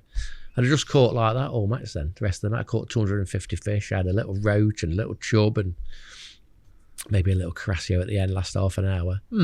250 fish, and then the scales come up. I said, what's best? He said the Polish kid had got 4 kilo, and I knew then I got more than 4 kilo. So I had one section. And it's a case of waiting to see if there's any double section winners, isn't there? Right. And there wasn't, so I won it. 2 section wins. 2 section wins. World Championship. Yeah. How was that? How did that well, feel? I don't know. I walked back to the draw bit, going back. Somebody got me a pint of beer, and then I took one sip out of it, and they said, right, you got to go for a drugs test now. Oh, no. So it was red hot, and I drank a litre of water during the match, and I'd been for a pee just after the match. So I was dehydrated by this point. So I had one sip of beer, and they took me to this, and you've got to pee in a bottle then. For about an hour and a half. I drank about 2 litres of water. I had to sit in this room on my own for an hour and a half waiting to go to the toilet. Missed all the celebrations. All the beer drinking competition and everything. They wanted to throw me in. They couldn't throw me in because I weren't there. Oh, no. Which was a bit of a bonus. Right. And then, so passed the drugs test, and that was it. Mm. Well, I've had 3 drugs tests, would you believe? No. Yeah. Well, when I come third in Portugal, I had one. Yeah. Me and Will got picked out randomly somewhere. I think it might have been Czech Republic, actually. We got picked out. We had to go one evening to go and have a test. And then obviously when I won it. What's the reason for testing for drugs? I don't really know. What enhancement, and you might know, Toe, what enhancement of drugs could you have in a fishing match? Well, they're testing for steroids and stuff. Or it's to do. I assumed it wasn't anything illegal. It's more performance. Yeah. It's to do with them wanting to get on the Olympic selection type thing. So they have to conform to certain rules and regulations. Right. Yeah. I suppose so. It could be, anything performance enhancing. I don't know if steroids are necessarily. Yeah. I suppose you can hold the pole a bit, full length pole. Maybe. Better. Maybe. I don't know. Yeah. I don't know maybe enough about concentration drug or something. Maybe. Yeah. There'll be. Because it's not physically taxing like cycling or something like that. So.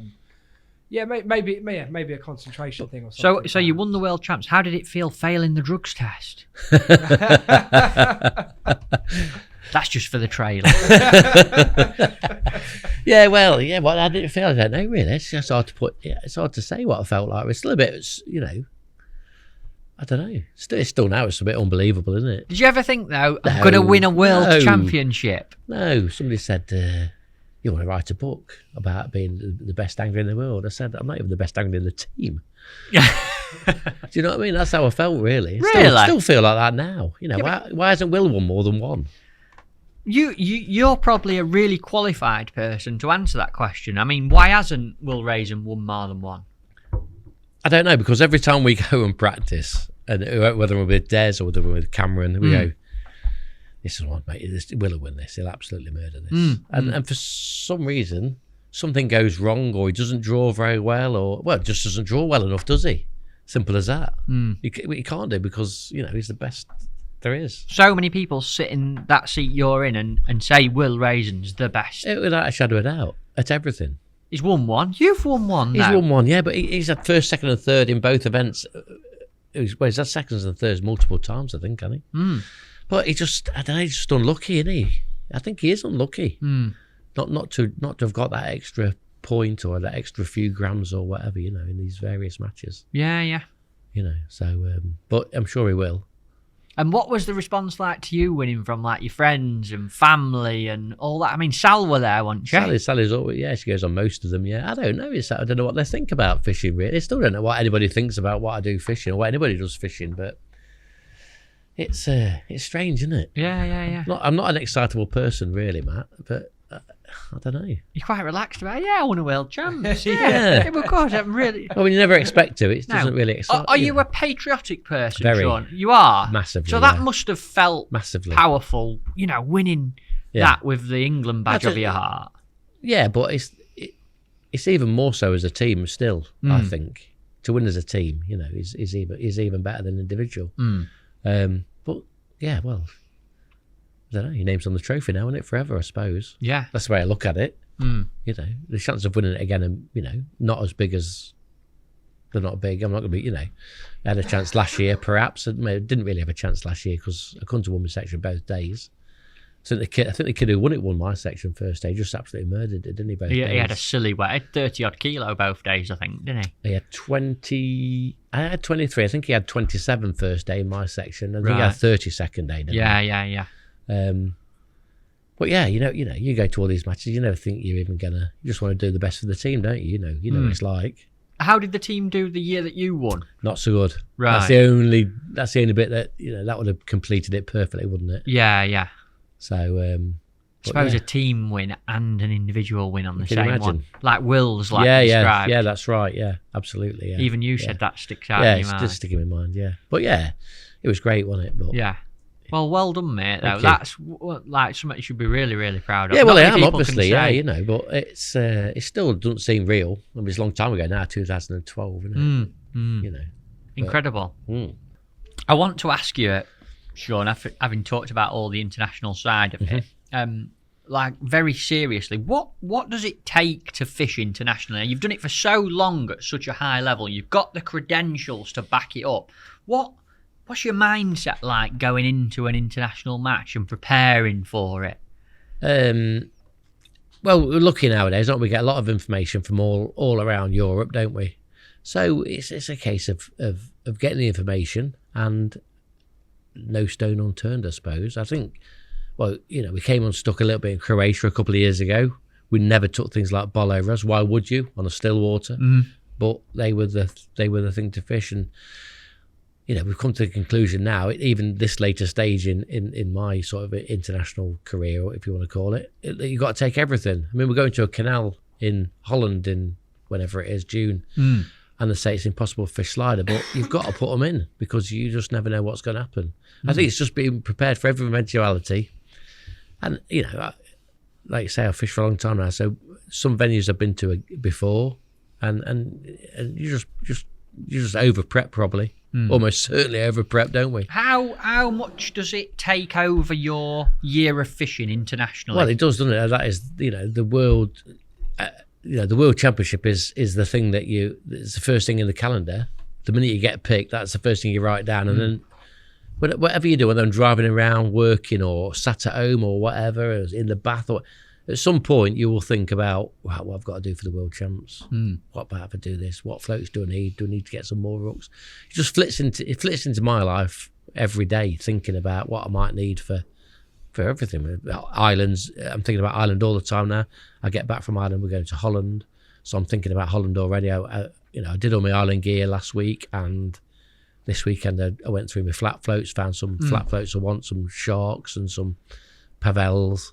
So it just flits in, and then the closer you get to the time, then it starts to overtake your life, doesn't it? Sean, sorry, mate. Go on, mate. To be fair, you can get involved in this as well. Do you get nervous at all? Because you are you're incredibly experienced international angler. You've been doing it for a long, long time. But there are certain parts of fishing, you just said, obviously you leave no stone unturned, but there are going to be times where, because it's affected by external factors, isn't it, a lot of the time? So there are going to be times where you get there and there'll be something that you weren't prepared for. So how does that affect your mindset going into these? Well, like I said, we had this issue. We went to Croatia. We was fishing. I'd fished that Croatian venue before, funnily enough, in a World Club Champs, and I knew it was a still water. Yeah. As it happened, they did like move the goalpost a little bit because they had a second venue, so it was a split venue in the end. But we don't fish like Bolognese rods, which are telescopic rods. We'd never fish with them on still waters, and like we needed them in Croatia, and they was in the garage in Derby. Everybody drew it home, and we ended up borrowing one or two, I think, from the Scottish lads. Wow. And so it's got to be stressful though. You're already in a mindset that you don't want to be in. It was pretty stressful on the Friday night when we're deciding, right, we are going to fish bollos. Right, what floats have we got that we can use? How do we even set them up? It's just Friday night, the day before the match. Wow. And it certainly cost me, cost Steve the first day. Matt and Denty did brilliant second day. Yeah. It weren't even the Friday night, Sean. It was the Saturday night. Because you went to that section. Yeah, that's right, yeah. Came back, and that Saturday night, you were like, listen, I know we're only you and Steve. Yeah, that's right, who sat me and Denty down, because we were going there the next day, and you went, I know you've not done this all week, but this is what you've got to do tomorrow. And it's like, that even then, that was only 3 years ago, that taught me a lesson that you've got to take even more them were already taken. Everything really. So you're still learning this far. Absolutely, fishing is like that. You learn every day, every time you go fishing. It's you incredible learn. that really, isn't it? Because you'd be considered to be like, incredible. Oh, you learn every experience. time you go fishing. Every single like we was on about in Spain, bleak fishing. I've never thrown maggots in and caught them at 3 and 4 foot deep, and it was better than fishing from on the surface. And I'd never experienced that. You just you got to try and remember it, haven't you? And what about when you get to when the match starts? Because I've had conversations with Matt as well, and he says you're so prepared and you're so you've done all the practice and whatnot. So you talk less about there being nerves and more you're just ready for it. Is that the same for you, or are you perhaps a bit more nervous? I'm a good sleeper. I don't very often wake up and think about it. I was a little bit nervous in Spain. I don't know why. I don't know why I was nervous in Spain, or not nervous, but thinking about it more. Yeah, I do sleep well.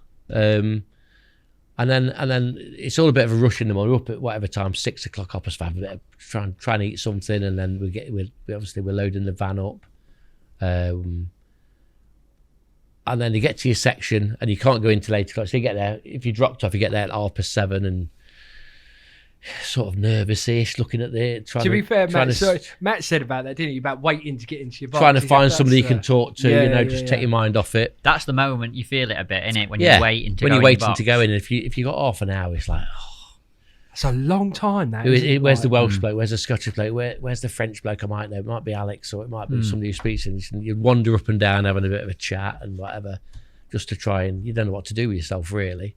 And then you get in the zone, you get in your section in your zone. And then it's just madness then to tackle up. But I seem to tackle up quicker these days. I don't know why. I remember like being a real panic in some years, and I've not setting any more gear. It just seemed to be must be getting better at it, getting it all ready quickly. And then then the nerves are gone. You just want to get in. You just want to get started really.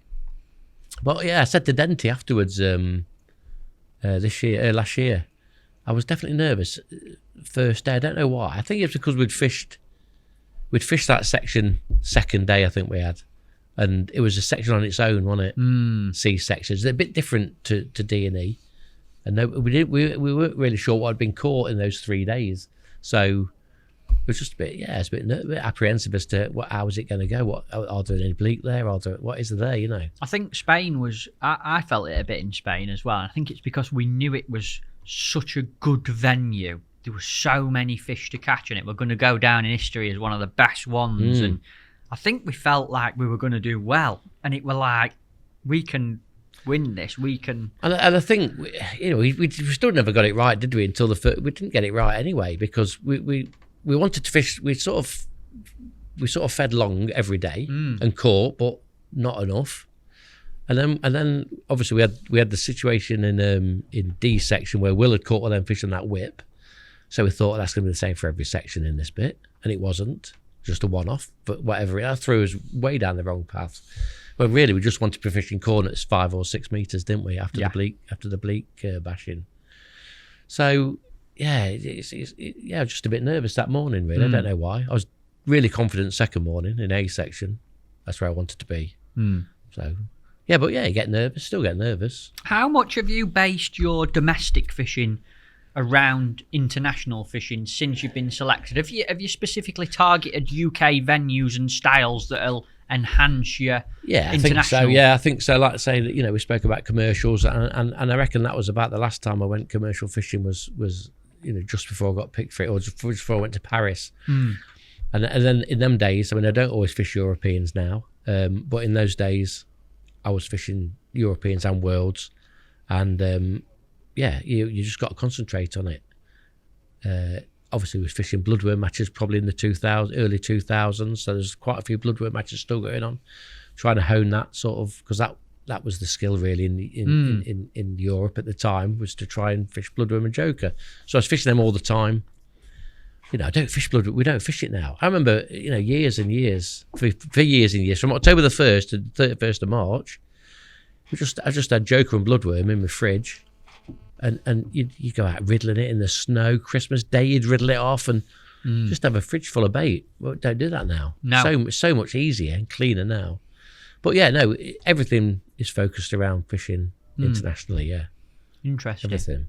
What do you think do you think international fishing, I mean, you've done it for so long now, and I've had a few different England internationals sat where you are, but I'd like your opinion. Is it any different now in these events to what it was when you first started back in 2000, 2001? Well, it's harder to win, without a shadow of a doubt. That's interesting. I think Why? Because before I got in the team, it was really England, France, and Italy. They were the majorly dominant teams. They very rarely didn't come in the top three in various orders. You get the odd one where Belgium would win or somebody would win, but generally it was, if you look at the records, it's England and France and Italy. And then round about just after Paris, probably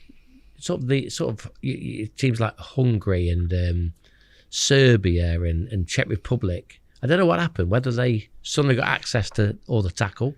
Census certainly expanded into Eastern Europe. Other companies would have done, Milo and all.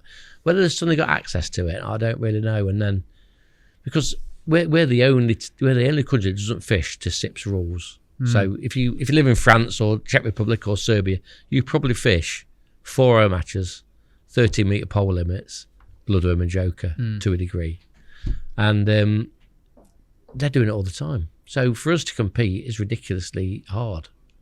It's still surprising me now that we do so well, really. Even on bloodworm matches we do well. And so yeah, just more and more teams. There's probably 10 or 12 teams that can win the world champs now, as opposed to 3 or 4 when I first started. So you're up against 12 other great anglers, plus then you've got the pegginess where another not so good angler still beat you because he's on a better peg. So it's getting harder and harder by the year. It's quite a consistent answer, that, Tobe, as well, isn't it? Like, so many people, say now that the other teams have got better, and it is really difficult to do well in them. Yeah, it is really difficult, yeah. I always say, if you can drive home from an international event with a medal on the dashboard, I think that's job done sort of thing. I think that's everybody's opinion now. We all want it to be gold, don't we? But I think if you get a medal, you've done well. And I think we probably are the most consistent team. Possibly. I don't know. I've not really looked at it, but we can't be far off, can we? Why has the England team not got a sponsor, Sean? It's a good question. It's a great question. Do you know why? No. We need one, and we should have one. People should be falling over themselves to sponsor the England team. We're representing the country. We're one of the best in our field, if not the best. I don't know about the rankings, but anyway, why would they not? We're representing England for starters. That's massive in a massively participant sport that's all over social media all the time. I don't know why we're not having to vet people to see whether we want them or not. I suppose spinning it on its head, and the other angle into this question is, what would be the benefit for a potential sponsor in committing to sponsoring the England team? What would they get out of it? Well, massive exposure for starters, and they're sponsoring a national team, which is massive. I think it's down to the media to be able to say, we're going to put it out on this, put it out on that. You'll reach so many hundreds of thousands of people with your products, depending on the product. But like we said earlier on, why aren't some of these sports clothing people interested? I don't understand. They could have us all out in Adidas or Nike or whatever you want, couldn't they? Yeah. All day. It wouldn't cost them anything, would it? Really, in this grand scheme of their budgets. Not at all. I think we've had this before, haven't we? I think it does. It must be down to recognition, because it's not covered in a sense of, if you boys go out and compete, I can't watch it on TV. No, that's a big problem. Yeah. So it's really difficult, because I'm with you guys in a sense. I think it's baffling that you're not sponsored on some level, and that you boys have to pay for so much of it, whether it's the travel or so on. But yes, as you rightly said, it is, at the end of the day, it's a national team at the top level of quite a widely participated sport. Yeah, I don't know if it's perception as well of fishing. I don't know, but it would do somebody a lot of good to sponsor the England team, without a shadow of a doubt. Here's a kind of a follow-on question from Matt. Said, what would be the next step, in your opinion? You guys are the best to answer this. What would be the next step for the England team or the sport or whatever to take towards a big company, let's just use Adidas for an example, to go, actually, right, we're going to go for that? What do you think you're missing to get to that next point?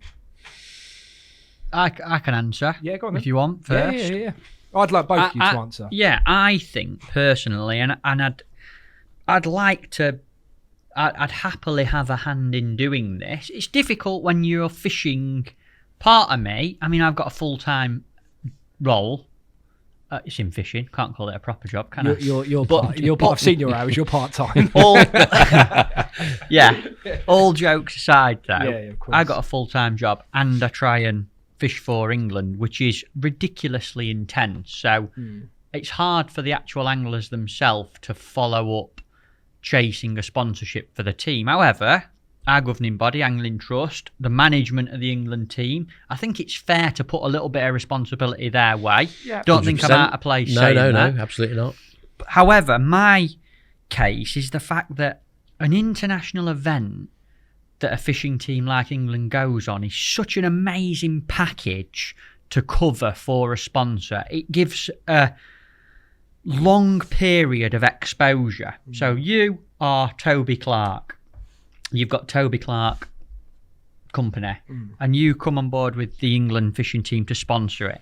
You can get involved in things like the team selection process. You could come up, the Angling Trust could put a package together that says, right, Toby Clark, we're going to name the England team this week, so we're going to have a media day where we get them all at Barston Lakes. Come along with all your branding. Yeah. We'll do your big exposure on all the Angling Trust pages. We'll do a film with the team, meeting the team. The management are going to speak on social media about the selection and the venues that we're going to this year. You can come and do whatever media you want on top of that as well. Yeah. That's just selecting the team. Next up, we're going to keep in touch about what the team are up to. They're preparing, they're getting all the clothing, the luggage with Toby Clark on. And we're going to keep doing media about them getting prepped to go to Holland. European Champs is in June in Holland. In fact, they're going for a practice early. So get them fully kitted up for it. They're going to have all your luggage. They're going to have all your clothing on.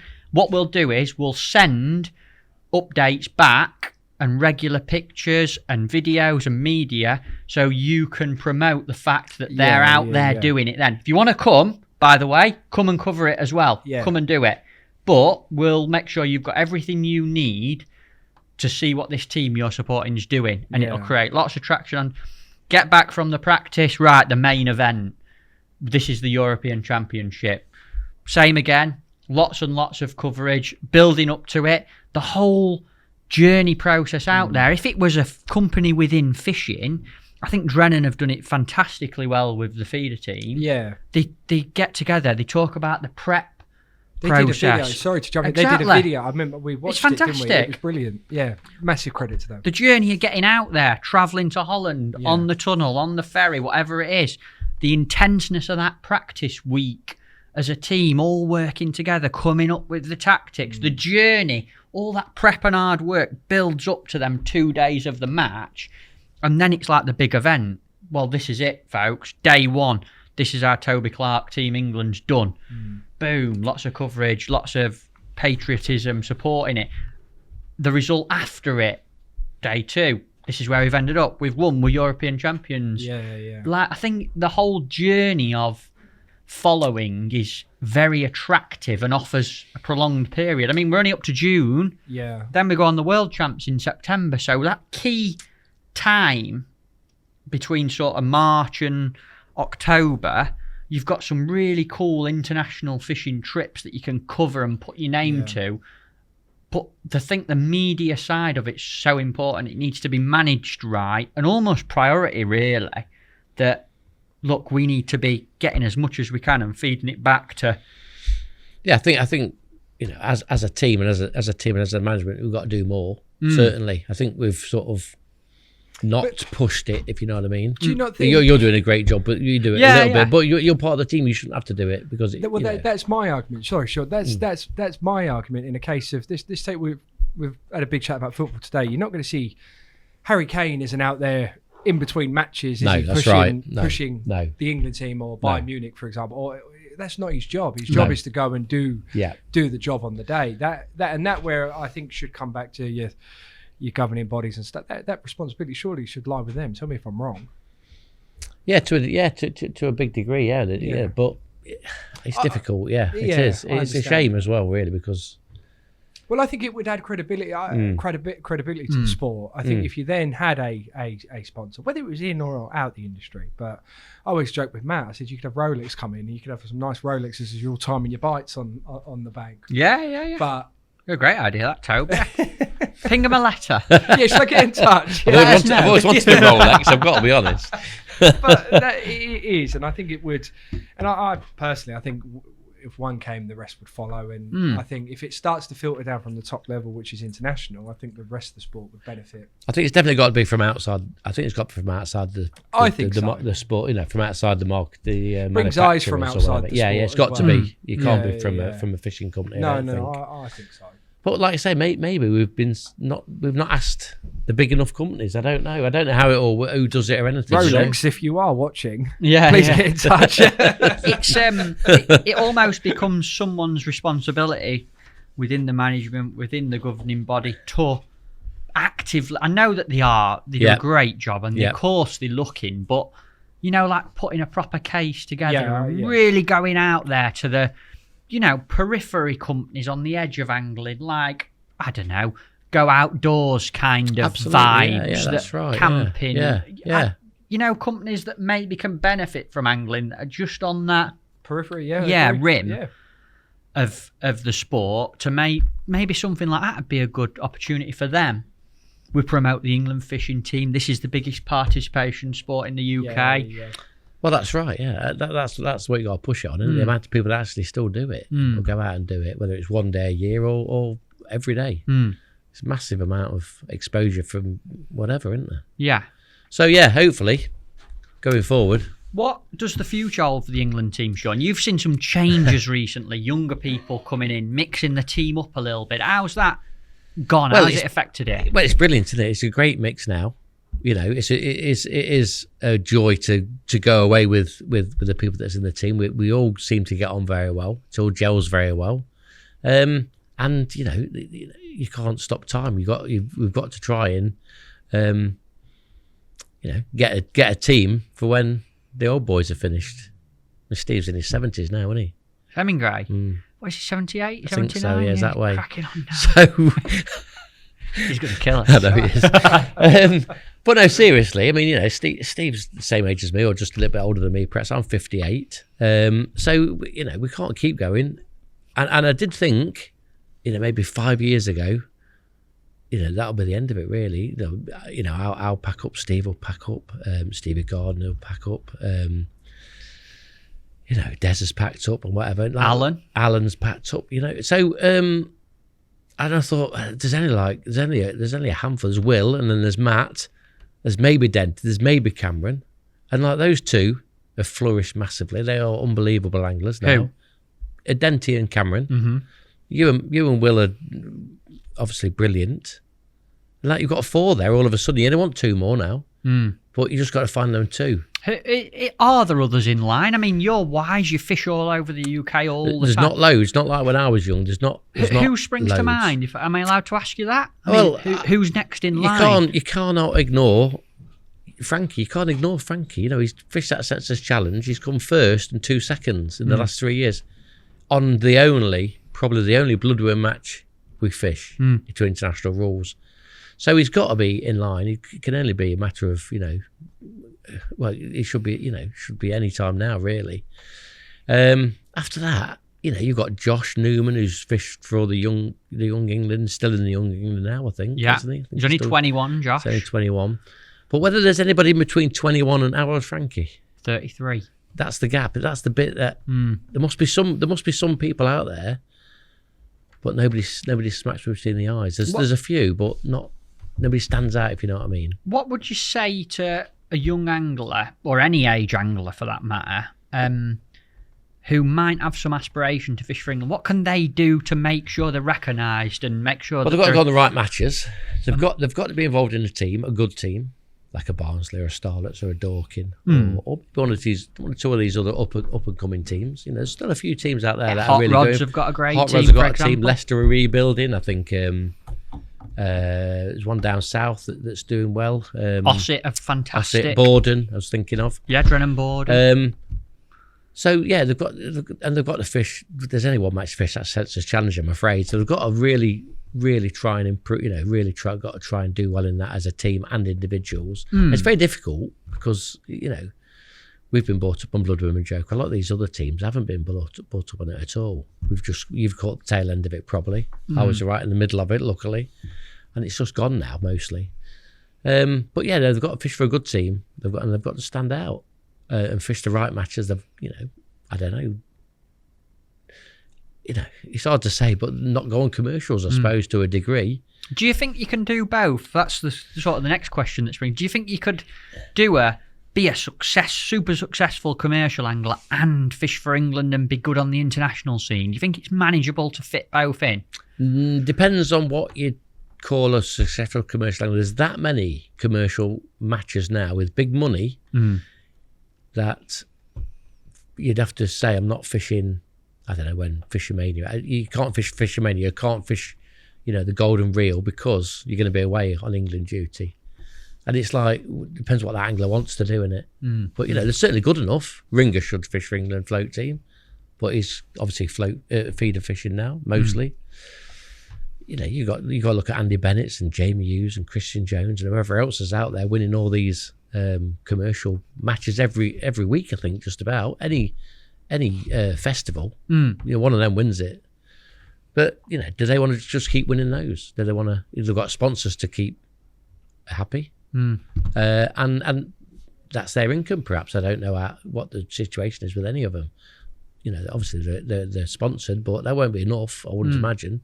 So they've got to win these matches to not go to work. If you know what I mean. Why do you choose the international route when there's all this money to be won domestically on big matches on commercials? Because I'm old. Because I don't know really. I sometimes think possibly too far behind the game, but it wouldn't take very long to get into it without a shadow of a doubt. I like the natural fishing. That's what I want to do. I want to fish rivers in the summer. I want to fish commercials for silvers in the winter, and I think that's good for international fishing as well, really, because we're fishing floats, stick floats or bollos or wagglers or whatever, and I think that's more pertinent to international fishing. The money's never appealed to you for winning a Fishermania. Well, it'd be nice, wouldn't it? It would be nice, but it's not everything, is it? It's not the money you want, and it's a title, isn't it? Surely, I think. Money's just secondary. It's soon spend that. World champion sounds great as well. Ooh, I don't have to spend it all, Matt. What has your domestic match fishing circuit got in store for the next few years? I mean, you've mentioned the commercial silverfish side of things. You've witnessed that really coming to the forefront. I think we had a chat before we started. Fishing has never been better on natural venues. For silverfish, like the Trent is better than it's ever been, in my opinion. Is that true? Is it? I don't know what it was like. It was good, but it was. If you, I've not got anything in there, but if you went back and looked at the weights, it wouldn't be. You'd be surprised how low the weights were a lot of the time. Really? You don't have a 30 or 40 pounder chub. You wouldn't be catching like 20 pounder roach very often. You go to Burton Joyce, for instance, you catch 20 pounder dace on lots of pegs. Or if you don't catch 20 pounder dace on that, you might catch 25 pounder roach on that peg, or you might catch 20 pound of eels and perch on that one, or you might go and catch bream, or catch barbel. The fishing is just phenomenal. Burton Joyce especially, but I'm sure there's loads of places on the Trent that are good. We've got Burton on Trent itself, which is just down the road from where I live. That fishing's good there. We've just opened up the old stretches where we used to fish on Ingleby, Barrow Roadside, Cuttlebrook. Yeah. Access for parking. Fishing's it's not brilliant, but there's a lot of fish there. It's only going to get better with feed going on, I'm sure. What about the drains as well in the winter? Well, yeah, the drains. Yeah, I stopped going on the drains. It went a little bit iffy for 1 year, and we said, it's too far to go. It's 2 hours for us to get there. So we'd leave in the dark, and we get back in the dark, and Cam said it's a bit too far. So we gave it a miss, and then they started catching loads, so we're gone again. It's like, why we missed it. It's just ridiculously good, isn't it? Why is there so many fish all of a sudden in our rivers and natural venues, Sean? Why? I think, Wayne touched on it, didn't he, in this podcast about the power stations and the fish were used to the warm water, especially in winter, and chub loved it, roach loved it, and then it went cold because they switched power stations off. And I think it took this long for the fish to get not acclimatized, because they'll all be dead, those who were there, but that's what nature's like. It just takes time to rearrange itself, really. And now they've realized it's cold water, maybe it's cleaner, I don't know, and they've reacclimatized, and now they're breeding again. You go to Burton Joyce or Burton on Trent, and in June there's just fry everywhere. So obviously breeding well again. I don't know about the drains. I don't know what to say about the drains. It's just ridiculous how many fish are in there now. It is. So if we do all that summer, I just want to go on the Trent in summer, or Riverfest matches on the rivers. Just want to do river fishing, really. And then come October, November, it's all commercial fishing. When did the commercial silverfish come to the... I mean, you've had a phenomenal winter, haven't you? You caught... Brilliant. Every time I look on Cam or your... Yeah. Like, it's just you and netfuls, and you had like 360 pounds in the last few weeks. Yeah, Rycroft, yeah. It's where did it all start? I don't know when it all started, really. I suppose it sort of started when we fished like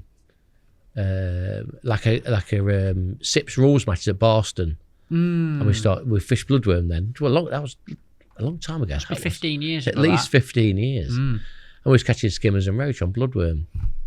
And I don't know what happened then, but I can't think the first time we went on a proper, like, casters and maggots match. I think I went to Rycroft. I didn't like it, really. I didn't catch anything. Thought this was no good.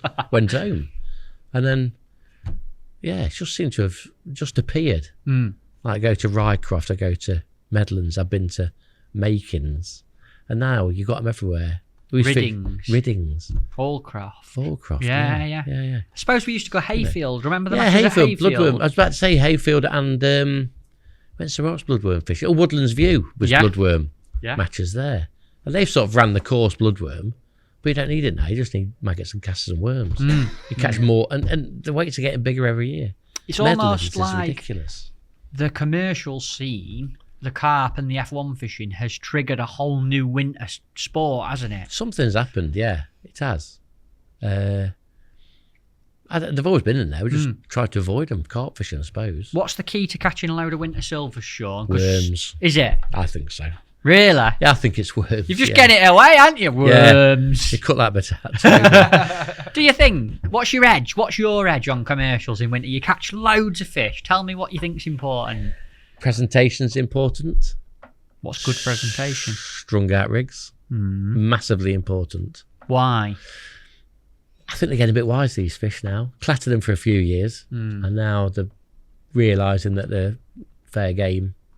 And the roach are getting harder to catch, definitely. Skimmers are still a bit dopey, aren't they? But the roach are definitely getting harder to catch. So you've got to feed them nicely. You've got to feed them constantly with casters, not too many, but got to go in. That's the most important thing. Is it's easy for you to understand, but just feeding all the time is so important to get them fish confident and feeding. And then you got a strung out rig that looks like a caster falling, and off you go.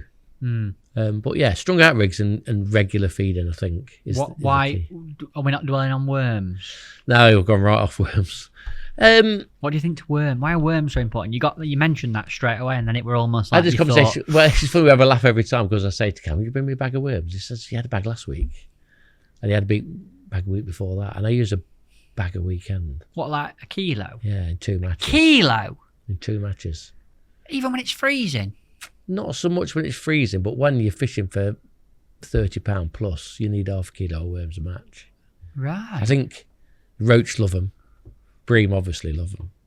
And it gets to the point where, it's so difficult to say it, but sometimes I'll stop feeding casters and just feed little balls of worms with ground bait, and if it's skimmers, that might be better than feeding casters. Like really rich with worms. Yeah, so it almost falls to pieces. You stop feeding casters so the roach drift off, and they've just got skimmers now because they're heavier. And so it's just working it that way, really.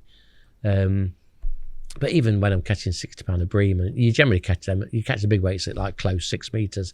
Even then, it's like a 0.3 in like 4.5, 5 foot of water, and it just all settles up, and then you get a couple of indications, and then it go under, and it's a bream, big bream.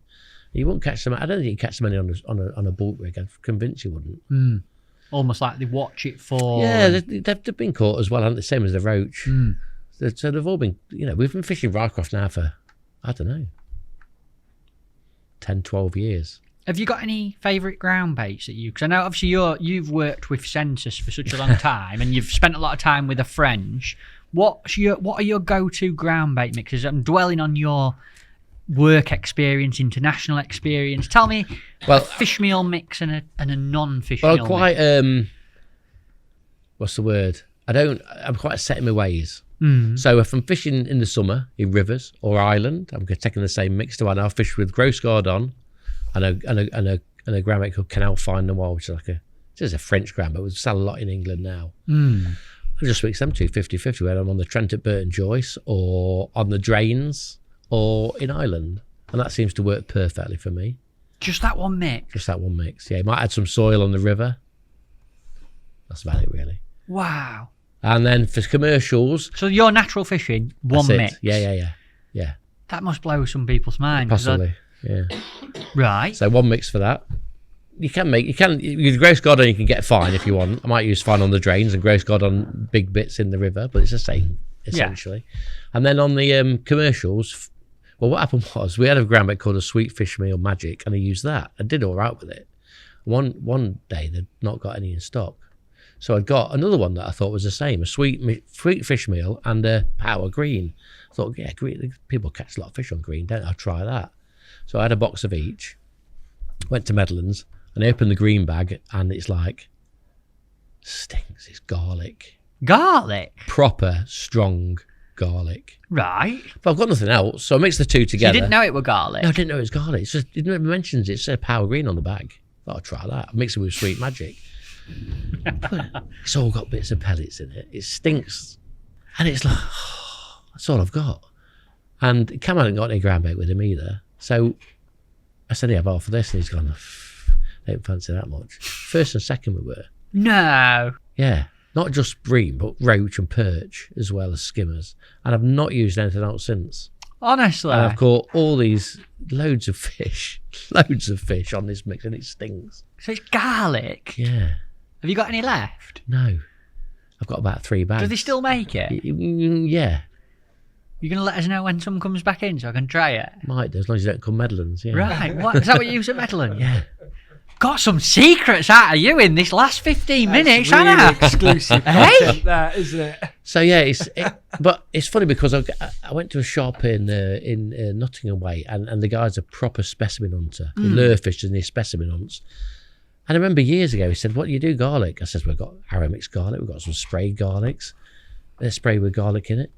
He says, "I'll have it all." He says, "Garlic is the best by far natural fish attractor for all species." It's not a commonly used thing, though, is it? No, and I thought, whatever. And then I opened this bag and it was all garlic, and I've never caught so many fish really on these commercials, especially. Right. Yeah, it's incredible. Big breams, little bream, big roach, perch. You'd think they wouldn't like it, would you? Roach and perch. No. They love it. So that's the only thing you use now in winter? Yeah. Even if you come to say Allcroft with bloodworm? Especially, yeah. Oh. Don't know about that. I've not really thought about fishing bloodworm with it, to be honest. Sounds that blooming good. You don't need any bloodworm anyway. It makes you wonder. It just makes you wonder about using bloodworm with it. I don't know. I've never had the opportunity really, because there's no bloodworm matches anymore, is there, on these commercials? Don't need it anymore, do we? The fishing's too good. You know, when we was going to Hallcroft and Makins, he was only winning with like, I don't know, £8 to £10, maybe. £14 was a massive weight of roach, and it's been the skimmers of them days. There's just roach, weren't it? Hallcroft and Hayfield. Yeah, £14, £16 would win a lot of matches. Yeah. It makes you wonder if garlic could be good in a natural ground bait, doesn't it? I've asked Alex to make one. He just laughs at me when I ask him. Honestly? To make me a gross garden with garlic. He says, no. You won't do it? No. You'll have to get grating of it in there, won't you? Making another curry show? Nope, just doing my ground bait, Sally. Just make you wonder, don't it? Yeah. So, but yeah, that was a revelation to me, that was. What does domestic fishing hold for you in the future? What do you want to keep doing? What's the next 10 years got in store for Sean Ashby? Well, I'd love to win at Riverfest. That's on my list, definitely. Although obviously we can't fish this year because the date clashes with the World Champs. What's so appealing about Riverfest to you? Well, Rivers was where I started fishing, and that's still what I want to do mostly. I don't think you can beat a moving float, catching dace and roach and chub or whatever. And I've been close to winning it. You've been second? And third. Oh, And Sean. fourth and fifth. And maybe sixth or seventh. You've framed pretty much every time. Well, I've framed up in 5 or 6, yeah. But Could you have won one? No. Have you ever had a chance to win? No. Why? Because I've never... I don't think I've really ever drawn the pegs to do it from, really. The trouble is the way that I fish is that I'm always trying to catch a weight of fish, small fish. Not small fish, but, on the Y you might catch like 35 pound dace and roach, but you still can't beat a big fish weight. And I don't think I've ever drawn any pegs good enough to do that. Like, Bert and Joyce, there's like a barbel peg and some bream pegs. Yeah. If you don't draw them, you ain't going to win Riverfest, the way it stands at the minute. So 25 pounds of roach and dace isn't enough to beat the barbel and the bream. That's the problem. But on the pegs that you're drawing, you're not going to catch 25 pounds No, of anything else. That's the beauty of Bert and Joyce. You can't just think, I'm going to fish for barbel all day anyway, because you won't catch any anywhere else. No. So that's the good thing about it. So, me and Cam are the same, really. We'll go to Bert and Joyce on Riverfest final. And if we don't draw, which we never have drawn them 2 or 3 pegs, we'll just fish to come 4th or 5th or 6th or 7th. Because that's what else can you do? There's no point sitting there for fish that aren't there. You must have a nice day's fishing, haven't you? And a lot of people do just chuck it with a pellet on. Yeah, and wasting the blank. time, really, in the scheme of things. They might catch 1 or 2, but they ain't going to... But I think that's why you and Cam are so consistent. Because that's the way we fish, yeah. Yeah, but we're never going to win it fishing like that. That's the sad thing. Or it might be one year when £50 wins it and the barbel shut up shop and the bream don't feed, but who knows? We'll see. But yeah, I've come second on the Y. I've come third on the Y as well, I think. I might come 4th on the Y, actually, as well. Wow. I really like the Y. Yeah. I always seem to catch some fish there, yeah, for some reason. Awesome. Throwing loads of bait in again, I suppose. I'd love to see you win Riverfest. Not going to do it this year, though, are you? Not this year, mate. I'm going to win Ireland instead. Winner. Oh, yeah. The Classic. Would That's you like to another win one. the Classic? Riverfest and Classic, yeah. Tell me a little bit about the Classic. Why do you want to win the Classic in Ireland? Well, it's because two of my mates have won it before. Nigel Bull and Rod Scott have both won it. Have they? Yeah, they give me a bit of grief about it. And it just... Downsey's won it as well, hasn't he? Downsey's won it as well, yeah. 2 of your mates and Downsey have won it. And it's one of them, isn't it? I mean, Steve Emigrate's been going for as long as maybe 30 years and he's never even framed up, he says. And I've never framed up either. Really? No. What do you class as framing? Top 10? Top 5. Top 5, right, okay. It's funny because there's a team of 4. You'll have a team of 4, won't you? So they have a little team of 4 match. Okay. Over the 3 days. I think it's a tenner each you chuck in and it's just a bit of fun, really. There's trophies for it. So there's me, Rod Scott, he's won it. Martin Downs, he's won it. And Steve Emigrate, who's been talented all his life. And we're on the back page every year. We catch nothing. Absolutely nothing. Well, as we're doing this podcast, I'm going to Ireland tomorrow night. So I realise that, yeah. So you're not selling it here? Is it good? It's unbelievable. You go down and blank and still have a great time. Just sitting in the countryside. It's just nice and it's quiet. The scenery is fantastic. And if you get a bite, it's going to pull you in mostly. Really? Wild hybrids. They're like cart bites, just pull your rod in. Brilliant fishing. And if you get in the town and the river's flowing and some roach there, it's just ridiculous, Even if you only catch, 15 or 20 kilo, they're massive. You don't want to put them in your keep, you just want to stare at them all day when you catch one. Beautiful fish, yeah. Oh, I can't wait to get out there. I can't wait to get there either. Well, when this podcast does come out, you might have won the Classic. You might as well. How good? That'd be perfect scenario, wouldn't it? It'd be nice, wouldn't it? It's just one of them things. Just an iconic match It's just an iconic match, I think. Yeah. Stranger things have happened. We filmed a Gurus Underwater at Ferry Meadows this year, and then the week after it came out, Ringer went and fished a big match at Ferry, filming a live match, and drew the same peg that we filmed Underwater on. Did he win? No, he come third, He come didn't he? in third, yes, he Third. did. Yeah. Great match as well. Yeah. So I've got a feeling you're going to win the Classic, and we can promote the podcast by going, Sean Ashby wins the Classic. Here is podcast telling us he's never framed in it. Well, I hope you're right, because that would be one to win, that would. Be awesome. Oh, yeah. I've got one more thing I want to ask you about. You've mentioned a few people in this. Two common names that have been brought up in your show, Nathan Hughes and Cameron Hughes. You spent a lot of time with Nathan. In my youth, yeah. Yeah, amazing angler. I've fished against Nathan, been battered by him loads of times. I think he's one of the most natural anglers. 100%, yeah. And Cam is Nathan's son, who you now travel with everywhere. I think it's fair to say that Cam's a bit of a protege? What's it called? Protege. Yeah. Protege. Yeah, I think that's the Of word. yours. Yeah, I'd like to think I've helped along the way a little bit. You tell me a little, because like you've travelled with his dad, and then Nathan's obviously drifted out of fishing, gone into business a little bit more. I know he's been doing a lot more recently. But Yeah. what's it been like travelling with Cam? And Well, I've travelled with his dad for, obviously, like we've got some pictures of like Denmark. I did really well with his dad in Denmark. His dad was great because when we was really young, like 18 to 20, he'd got a girlfriend who lived in a town called Belper. And it was quite a good nightlife there. So, well, he's his wife now anyway, so we can talk about it. Oh, that's useful. But he used to have a little car or van type thing. And so what he'd do on a Friday night, he'd pick up like 3 or 4 of us, me, Paul Booby came, I think, Wazza, 1 or 2 others. He'd take us to Belper, drop us off. We'd go out in the town. He'd go and see his girlfriend, and then he'd come and pick us up and take us home. How good was that? He didn't drink in them days. Never. He never drank. Unbelievable. I know. So anyway, He doesn't drink now, does he? Christmas, I think. So fast forwarding on, I used to go fishing with him a little bit. Obviously, we paired up, and we travelled quite a lot together at one point, me and Nathan. And then he bought a tackle shop, or got a tackle shop, and then sort of business took over. He's very successful at what he does. His shop's one of the best in the country. And I think he worked hard at that. And then obviously Cameron started fishing, started to obviously show some of his dad's talents, obviously at a young age. And I think Nathan's got more involved since Cam sort of blossomed, if you know what I mean. And now he fishes, quite a lot. He fishes the Rycroft matches with us. Obviously, he's always gone to Ireland. I think he has white acres, and he loves it, doesn't he, Nathan? He just goes fishing and wins when he goes on. You don't want to be next to him. I hate being next to him because he's, I'd rather be next to Cameron. Well, he comes away with the England team, and he's like, not only does he make us lovely coffees, but he always contributes massively. Right, it's pasta dishes in Spain. Oh, prawn pasta.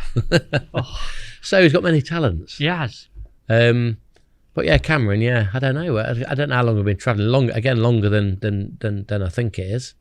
I don't know how it all started. He just appeared one day on the passenger seat, and we get on well. He's obviously very, very good. Who's contributed more to the sharing pot over the years, you or Cameron, do you reckon? Well, I'd like to say me, but I don't know. Well, he can maybe give his opinion on his show, can't he? Yeah, of course he can. When he comes on, he'd love it, wouldn't he? Nathan would do a good podcast, he would, wouldn't he, as well? He'd talk about the tackle shop and everything. Yeah. So, I'm probably just ahead of him, but not much now. Right. Snuck past him this winter, I think. Have you? I think so. Yeah. It's that garlic ground bait, isn't it? So, he's just brilliant, isn't he? He's a real quick learner. I don't want to be next to him either. He's just one of them. And no matter what he's caught nothing when he's talked to you on the phone, has he? No. So he'll ring me constantly during the match, and he'll have caught nothing. Everybody's hammered him all around him. Yeah. What's the worst you've ever had? What's the worst Cameron Hughes story? Tell me. Well, it's not even a worse one. He'll just be on the phone and he'll go, I've not had a bite for 10 minutes, and then you go, what's that? Oh, I just caught a roach. And he'll carry on, because he'll be on the phone for half an hour moaning about how he's not catching anything. Okay. And then he'll go, how many have you had while we've been on? I've gone 2. He'll go, I said, about you? 9. You ain't catching anything. Well, I'm not. And then you need to lift out with his net. A bit like you. Well, that time you come to me on the Stainey, do you remember that? I can remember that day, yeah. Me, you and Alan in a row. I hung some knickers on Alan's roller that morning. I did. I remember seeing Alan and thinking, right, he's not catching it in between us, this little kid here. Alan, I've got to beat Alan, it's got to beat Alan. And like Alan, I think Alan weighed it. And then you come down after the match and said, oh, you've done brilliant there. Let's have a look at your rigs. And I've gone, yeah, kid, have a look at them. And then Alan's weighed 12 pound, I've weighed 13, tips 15 on. I was sat there scratching my head. He's looked at me rigs, told me I'm brilliant, and just hammered me. And Cameron's a bit like that. I was next to him on the last match at Medlands. And what happened? Well, he's MPEG, wasn't he? So Shock. yeah. And he said he can't catch, but he's catching. But he's moaning, he's lost the plot at one point, thrashing his top kits in the water. And he's weighed 39 pounds. I've just done him. Right. So you beat him? I beat him, but not by 3. I thought I'd beat him by about 6 or 7 pounds. Beat him by 3 pounds. Just sneaks him in. But he talks it down all the time. 12 ounce that one. It's only 2 pounds. I don't know what goes on. And then he has a little spell where he's quite good. And then he'll say, I've only got 6 pounds. I go, no, you've not. And he weighs about 8. I go, that's not bad for you, that. And then the next time it'll just be ridiculous again. But yeah, we have a laugh about it. And crack on for the next one. He gives me off his winnings and we're happy, aren't we? It's a two-way thing, I'm sure. It is, yeah. No, it's good to travel. We get on. We do get on. It's good, yeah. Good. Quick fire questions for you. An item in your seat box, Sean Ashby, that you couldn't live without. What is it? Knot picker. Did you get in a few tangles? I do like a tangle. And do you get out of them with your knot picker? Quite often. Especially stronger out rigs when you're trying to swing one in and it comes off and pings all up.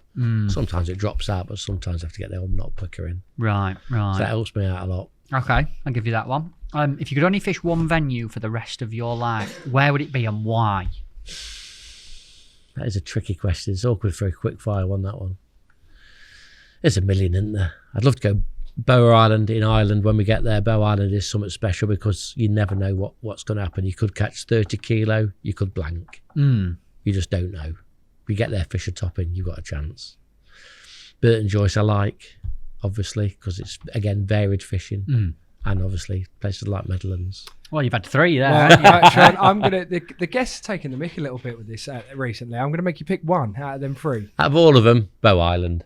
There you go. That's the one. Solid answer. Yeah. Who's the best angler that you have ever fished with? I think it is William Raisin. However, massive respect for Stevie Gardner. I've fished with him for a long time. And he's one of them, he just thinks about it so deeply. And he's just, everything's perfect. I mean, Will's is perfect. I'm not perfect with my tackle, but Will is. But I think he got that from Steve, I think, to some degree. He's just he's just a great thinking angler, Steve. Do you see a lot of Steve in Will? Will's got his own style, hasn't he? He's so aggressive, isn't he, Will, fishing-wise. And I think Steve Steve did it without showing it, if you know what I mean. But he always put a lot of bait in Steve, so probably But it was just sad. I don't know what the word is really, but you know, it's like when we're practicing in England for England. Because next to Steve, you just knew that he was never going to give it until the last second of that practice, and you felt like you'd achieved something if you'd caught more than him. Interesting. If there was one thing about fishing that you could change, what would it be? Yeah, it's a tricky one, that one. I love fishing. I love every aspect of it. And there's not a lot I want to change, really. Maybe bait bans. I'd like to have carried on the bloodworm thing a bit longer. I think that would have made us more rounded anglers. But just bait bans, really. Everybody always think about banning casters in this business. I don't understand that, really. I understand it from a financial point of view, but not banning it. Maybe limiting it, but not banning it. So bait bans really is the only thing I think. Get rid of them. Yeah. Get rid of bait bans. And if you had to give someone who's never been fishing before some encouragement to go and give it a go, or motivation to give it a go, what would you say to them? Well, it is just giving it a go, but don't just concentrate on the fishing side. Look at where you are. Hopefully you're in the countryside, and I'm quite a big nature person. Still, I'm still happy to see a kingfisher fly by. I wonder what that bird is, and I mean, just enjoy the surroundings. It's not all about catching fish. It's about enjoying the day, innit? Really, that's what I'd say. get some advice and go and try and catch them. But go to a natural venue and try and have a look around the wildlife. Great That's answer. what I like to do. Yeah. All over the world in your situation as well, might add. Pretty much so, yeah. Good. Have you got a gift that you can leave with us? I have not got a clue what this is. Sometimes the guests are like, oh, look what I've brought. Before They get too excited sometimes, yeah. don't they? I got given this after a World Champs Okay. somewhere, and I can't remember, but it is Ooh. a wooden hook box made specially. Oh, no then. Wow, yes. Now, we don't use wooden hook box anymore, do we? I've never used that one. Look It's at been in the this. stash. It's a Team England. Oh, it's still got the original pins and everything in. Yep. Well, that'll do me for Holland this year, Sean. Thank you very much. Matt's going to etch his name into that. Can you sign it for us as well before you go? Can you? If you really want me to. On the back. On the back, so For the podcast. Best wishes, Sean Ashby. your pen's running out. Is it? Yeah, it's run out by the looks of it. We'll get a fresh one. Well, I'll get you a fresh pen. Absolutely. Well, that went well, didn't it? Perfect. I'll go get you a fresh pen. On a serious note, though, thank you very much for coming on, mate. I've enjoyed it. It's been good. Have you? Yeah. Good. Yeah. There's so much that we haven't touched on. Absolutely, yeah. I mean, we didn't dwell on Starlets, and there's so much you've won with them.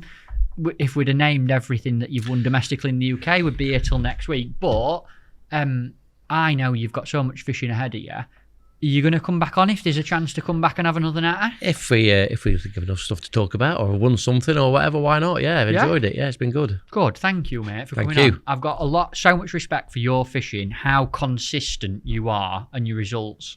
Thank you. What you've done internationally, from me personally, like massive, massive respect. And when I were growing up, I said this when you walked in, 8, 9, 10 years old, you was in the magazines doing it to the highest level then, 25 years on, and you're still there now. So like, it's a bit surreal for me to sit down and enjoy an experience like this with you. I just wanted you to know I appreciate it personally a lot. Okay, mate, brilliant. Thank you Thank very you for much. coming on, mate. Cheers, Thank you, Matt. mate. Thank you. Cheers, Dave. Thank you.